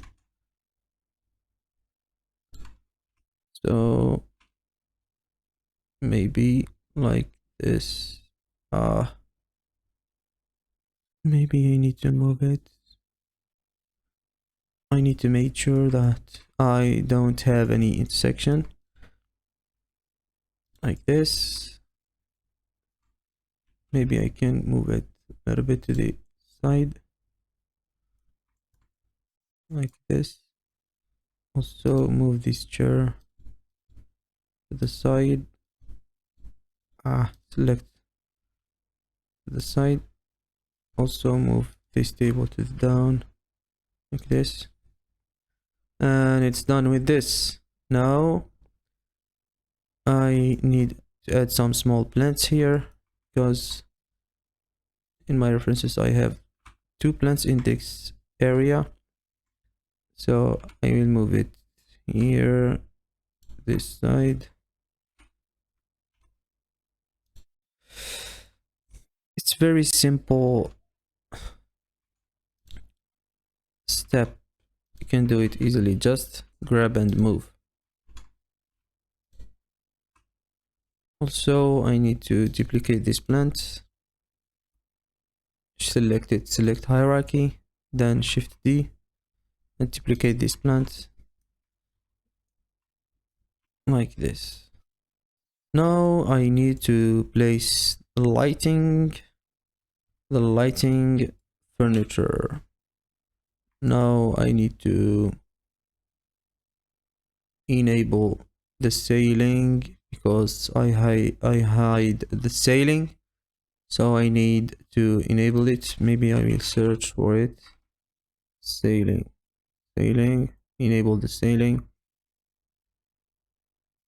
Select these lights and isolate it to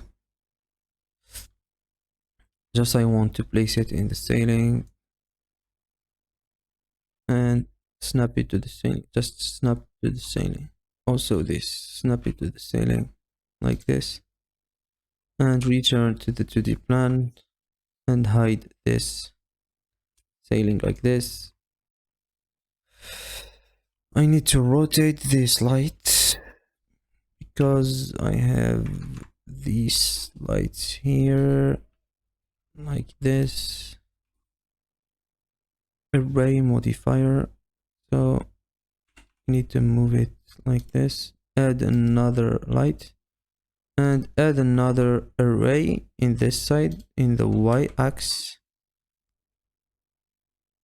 like this, and take it one more time and set the factor x to 0. Now I need to duplicate this and made it in the kitchen like this, and it's done. Also for this bedroom I need to move it like this. Maybe I will verify in my references where is the duplicate lighting like this. So in my case I have this. I will make this origin in this place, origin to select it, so to scale it a little bit like this. Then I need to rotate it or duplicate it, sorry, and duplicate this also, and duplicate this 4 also here,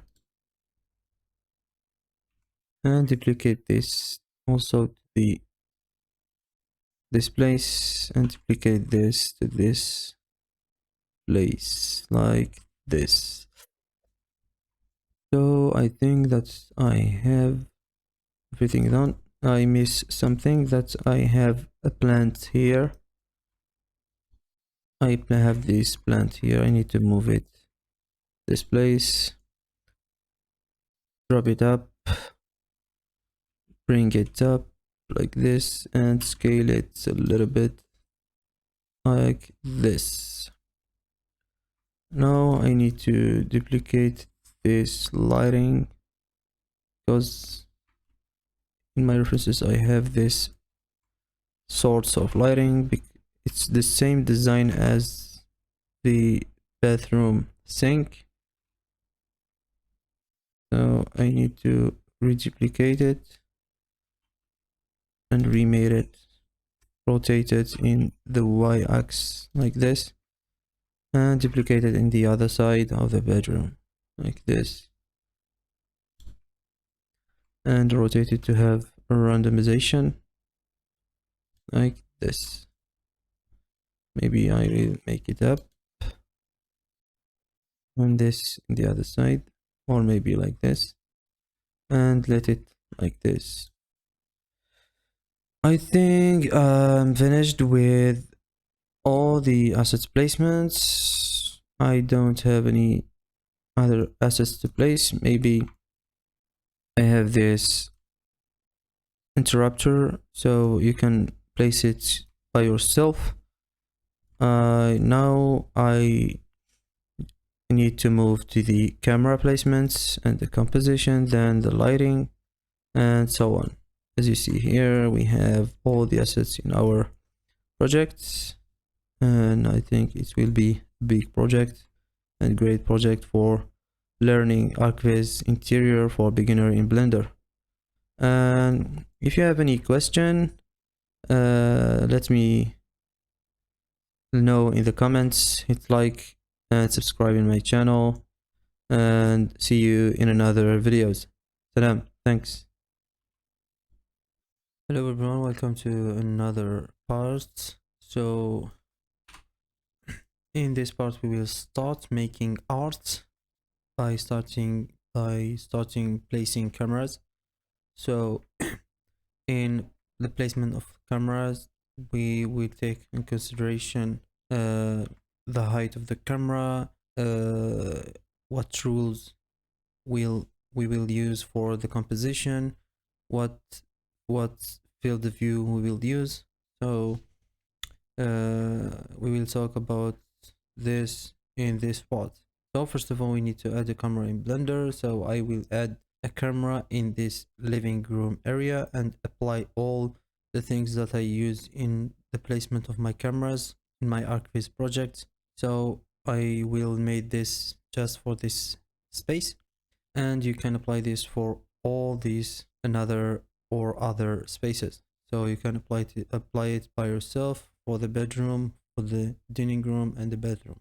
So first of all, I need to add the cursor here by clicking Shift and right mouse button. I need to enable the screencast key and go to Shift A and add a camera like this. So like this, I need to rotate it a little bit. Maybe I will rotate it like this, then rotate it in 80 degree. Then I will go to the camera by pressing 0 in the numpad to modify it a little bit. So to have a better workflow, I need to split my screen to 2. So I will have my camera here and I will move here to set my camera in the right side. So I need to unhide the styling. So I will go to the home elements collection and unhide the styling, then going to the top view and enter the wireframe mode. So now I need to rotate it a little bit, but after that I need to go to camera, camera, and going to viewport display and apply one of these rules of composition to have better composition. I will use thirds. Also you can use the ratio, it's your choice. So in my case I will use the thirds. So also first of all I need to make some modification in the resolution. For me, I want to share it in Facebook, maybe in Instagram and my portfolio. If you want to share it on ArtStation or maybe Behance, you need to have more resolution, but for me I need to share it on social media like Facebook, Twitter, Instagram. So I don't need this super high quality. So maybe 1080 pixel in X and 1350 like this. It's good for me. Now I need to set the height of the camera. So in photography, maybe I have some tricks for interior photography. Maybe some photographer use the height of the hips between 0.9 meter to 1.2 meter. So I need to set the height of camera. Maybe I will go to the item, then going to the height of this camera and change it maybe 0.9. If I don't have better results, I can change it to 1.2. So try to play around between these two values. Maybe you can edit 1 and play around these values. So the next tip that we want to talk about is set the field of view. So majority of interior photography set the field of view between 30mm for wide angle and 50mm in case you have to shot details. So in our case here we have 50mm. So I will try it first, so I need to move it a little bit like this. I will try 50 millimeter. I think like this I need to decrease a little bit to 35, so try to don't go so much below 30 millimeter, only in specific cases. So in this case I think 30 millimeter is better. So now I need to move my camera to have better composition. So try to make your composition according to this third rule. So I will place objects that I have in my scene in this intersection of these lines. For example, I will move my camera like this. So I try to put separate objects. Maybe I will put these things in this intersection, also this plant in this intersection, and this picture in this intersection, and also this table or sideboard in this intersection. Also, there is option that I use a lot in my Arch Viz project, which is the camera sensor.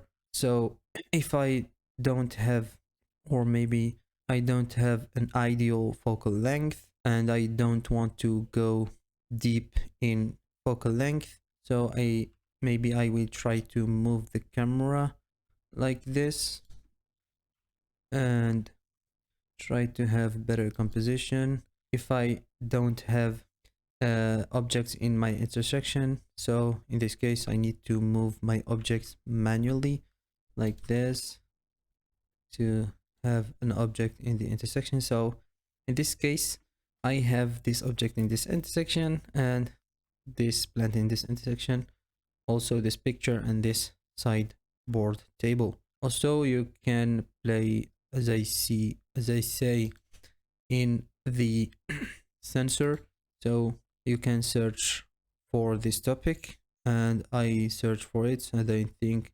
that we have a sensor of 70 millimeter. There is cameras that have 70 millimeter of sensor.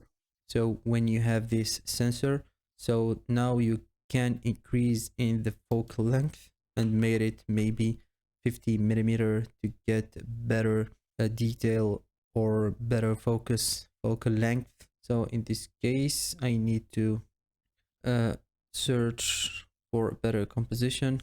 Maybe I need to decrease the height of the camera. If you don't have an object in one intersection, it doesn't matter. So what's matter is the majority of the objects in the intersection of your camera. In this case I have the majority of objects in my intersections line. For example, I have one object, second object, maybe the third object, and like this. For me, I think that I have a better composition, better placement camera. You can apply all these tricks in the other spaces. Apply camera height to the hips, also apply a better focal length, and apply a rule of composition.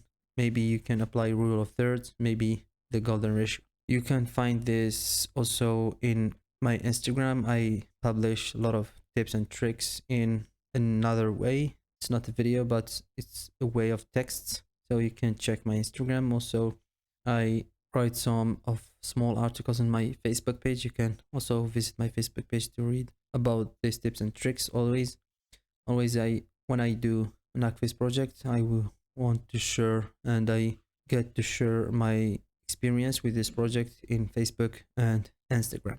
So this is everything in this video. I hope you like it. If you like this content, subscribe to my channel and share it with your friends. See you in another videos. Salam. Hello everyone, welcome to a new part in Blender Arch Viz tutorial on my YouTube channel.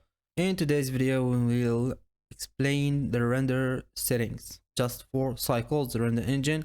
So first of all, I will go to the render properties and change the render engine to cycles. So also if you change the future set to supported, you can use experimental if you want to use a micro displacement future. So you can use the experimental future and change your material properties, for example, in the material tab in the settings, and change the displacement to displacement only or displacement and bump. But in this case, I will not use this feature because the displacement is time consuming and memory consuming. So I have a powerful GPU. So in this case, I will use the GPU compute. If you have a powerful CPU, use the CPU. Now for the sampling in the viewport, I will use the presets, the Blender preset. So I will use preview because in the viewport I will use preview. Also, I will enable the denoising. In the viewport, I will use optics because optics is very fast than open image denoise.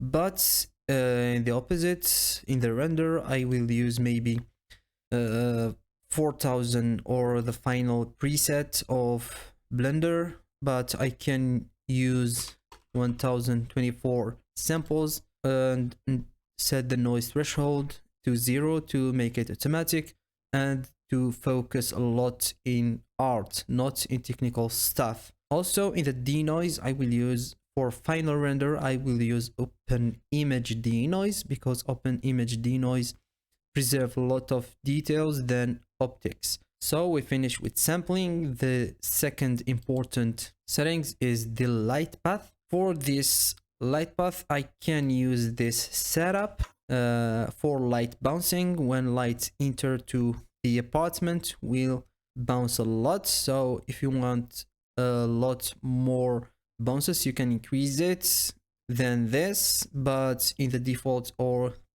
the default you can use these values. But I see in one of Blender conference that if you have a glass material in your scene, so 30 or 32 bounces, it's good for your light path. So I will use the full global illumination, the presets of Blender. So for this, also for the clamping, I will use the same as the indirect light because I have the direct light from the HDRI.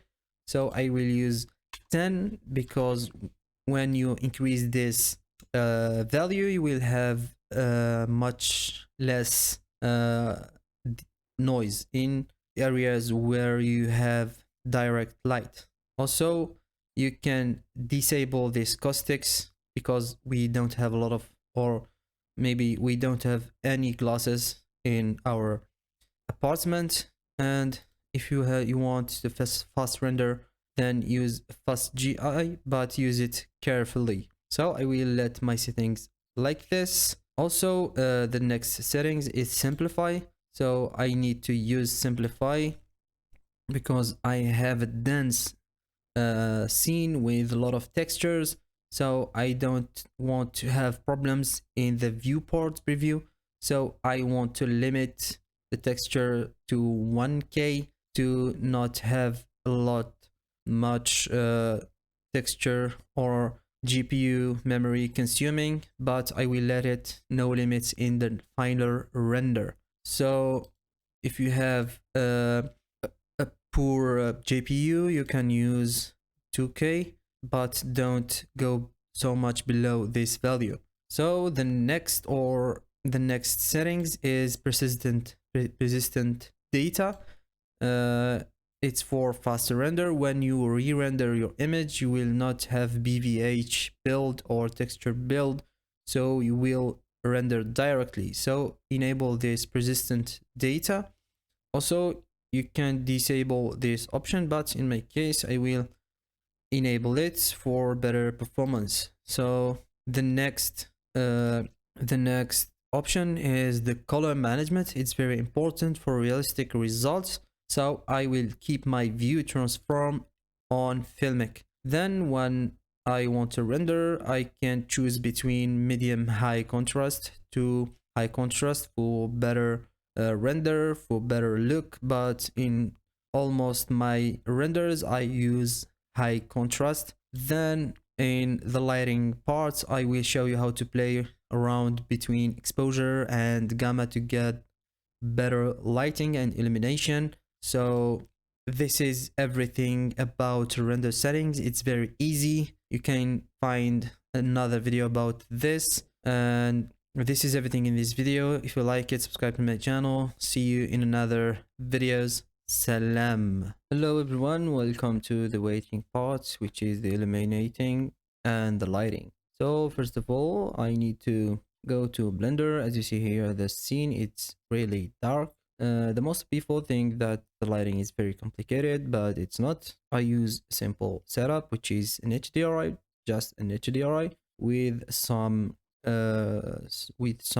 tricks. So first of all, I need to go to the world tab, as you see here, and add a background node. So go to shader and add a background node and plug it to the world output. As you see here, we have some light from the white color of the background. So now I need to plug an HDRI environment texture. So choose this background and click Ctrl T if you have node wrangler enabled. So I need now to open and add an HDRI haven and add one of his HDRIs. So I will choose this abandoned waterworks. I like his lights, so I will make it in my environment texture, waiting for the updating images and for the GPU to load the scene. As you see here, we have our HDRI. Now we need to increase the strength of the background, but we need something to know if we are in the right strength or not. So I talk about this in a separate video, which is the false color. So I go to the color management and enable the false color. You see that we have pink color and bluish color, which is the scene. It's very dark. Just in the rug here, we have the green color. So I need to increase the strength of the background or the HDRI until I have the green color or this dark or this look like yellow color. So I will increase the strength until I have some greenish color in my scene like this. When we start have this yellow color in the scene, we stop increasing the strength of the HDRI. Now I need to play around in the exposure value. So I will go to the exposure and start increasing the exposure until I start getting some red color inside of the scene. So when I start getting red color, that means that scene start to be highlighted. So I will fix the exposure value to 1.5. So do this theory in your lighting of your scenes and follow along with this. Now we are in the right way. You see that our scene is very good lighted. Now I need to change the color or the general color of this HDRI to a custom color temperature color. So to do that, I need to add some color correction node. So I will add a hue saturation node, Shift A, hue saturation, and plug it between the environment texture and the background. So I need to desaturate this HDRI by making the hue and saturation to 0. As you see here, our HDRI being desaturated. Now I need to plug it or mix it with a black body node. So to do that, color, mix RGB, and made the blend mode to multiply and the factor to 1. And in the second color, I need to plug a black body node to control our color. So add the black body converter, and for me I will set the color temperature to 6500 to have an overcast bluish color.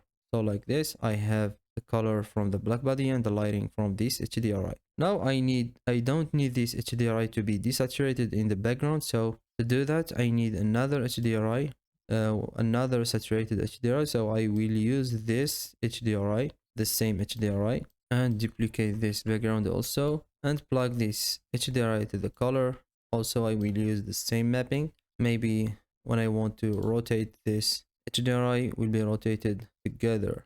So I need to mix these two background like this by clicking Ctrl Shift and drag the right mouse button from the background to the background. We'll have automatically mix shader. Now I need a factor to make this HDRI appear just in the camera and make this HDRI for the lighting. So I will use the light path node, go to input, light path node, and I will make or take the camera ray as factor. As you see here, we have a saturated HDRI, then decrease in the strength of this second HDRI to 1. like this, we finished our lighting. This is everything in this video. So I need to add render, but I will let it for the compositing or the post-production step. So stay tuned for this step. See you in another videos. Salam. Hello everyone, welcome to the final part of this tutorial series.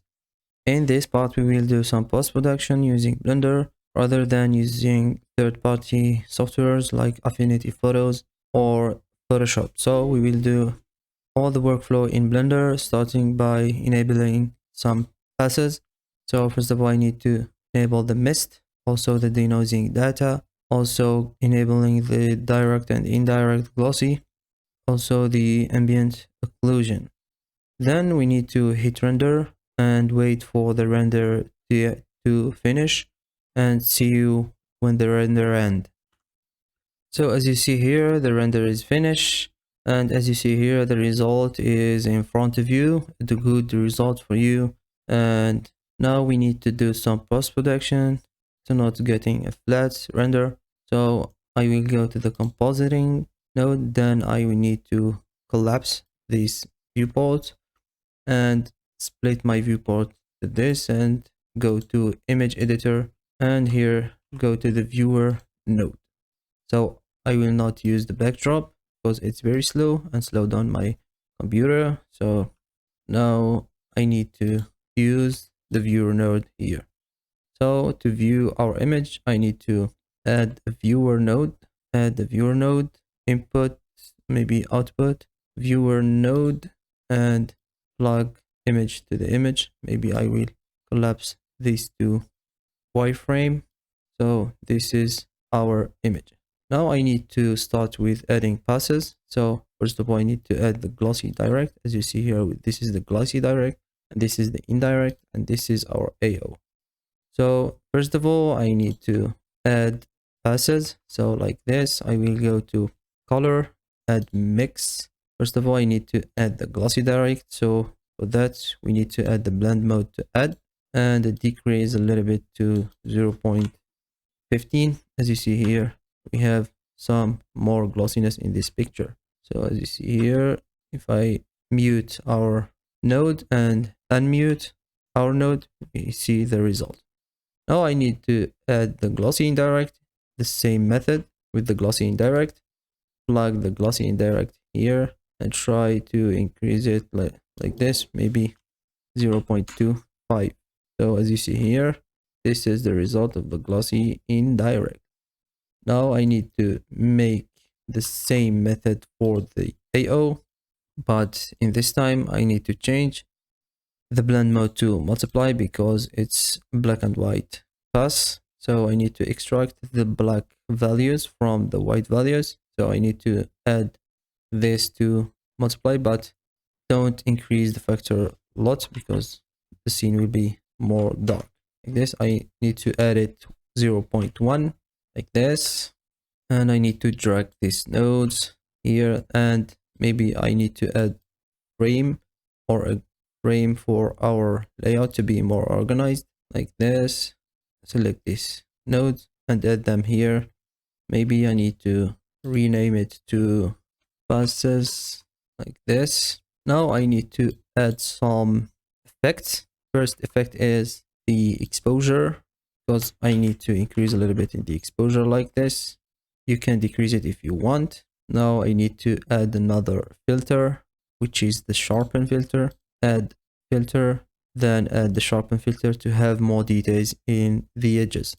So I need to decrease it maybe to 0.05 here to have more details in the edges of the image. As you see here, we have more details in the edges. Now I need to add another filter, which is the glare filter, but in this case I will not use this Strix glare, but I need to use the fog glow to have more realistic results. Maybe I will decrease the size to 6, then add the quality to high. Then the last effect is the lens distortion, so go to distort. This node is for simulating the lens distortion of the rear camera, so I need to click in this option fit, then in the dispersion make it 0.001. It's the ideal value. So as you see here in the edges, we have some changes in the image like this. Now I need to add the frame as usual. So add another frame, select all these nodes and add it in the frame like this. I can move my frame here and name it effects. Now I need to do some color correction for my image. So I need to add first a color correction, then add color balance. So in the color balance, I need to change the correction form to offset and power slope. Then I need to give it some bluish color like this to make the white balance a little bit cool. Then I will go to the color correction and start maybe in the midtones. I need to or saturate my scene like this. Maybe in the shadows I need it more contrasty. So I need to increase it like this. Maybe it's a little bit dark. Maybe 001 like this. Make your scene a little bit contrast. And in the highlight, if you need to decrease the highlighting here, you need to decrease this value of gamma, maybe like this. I need to add it in a frame also. Go to layout, frame, and add these two nodes in the frame and name this frame as usual color correction.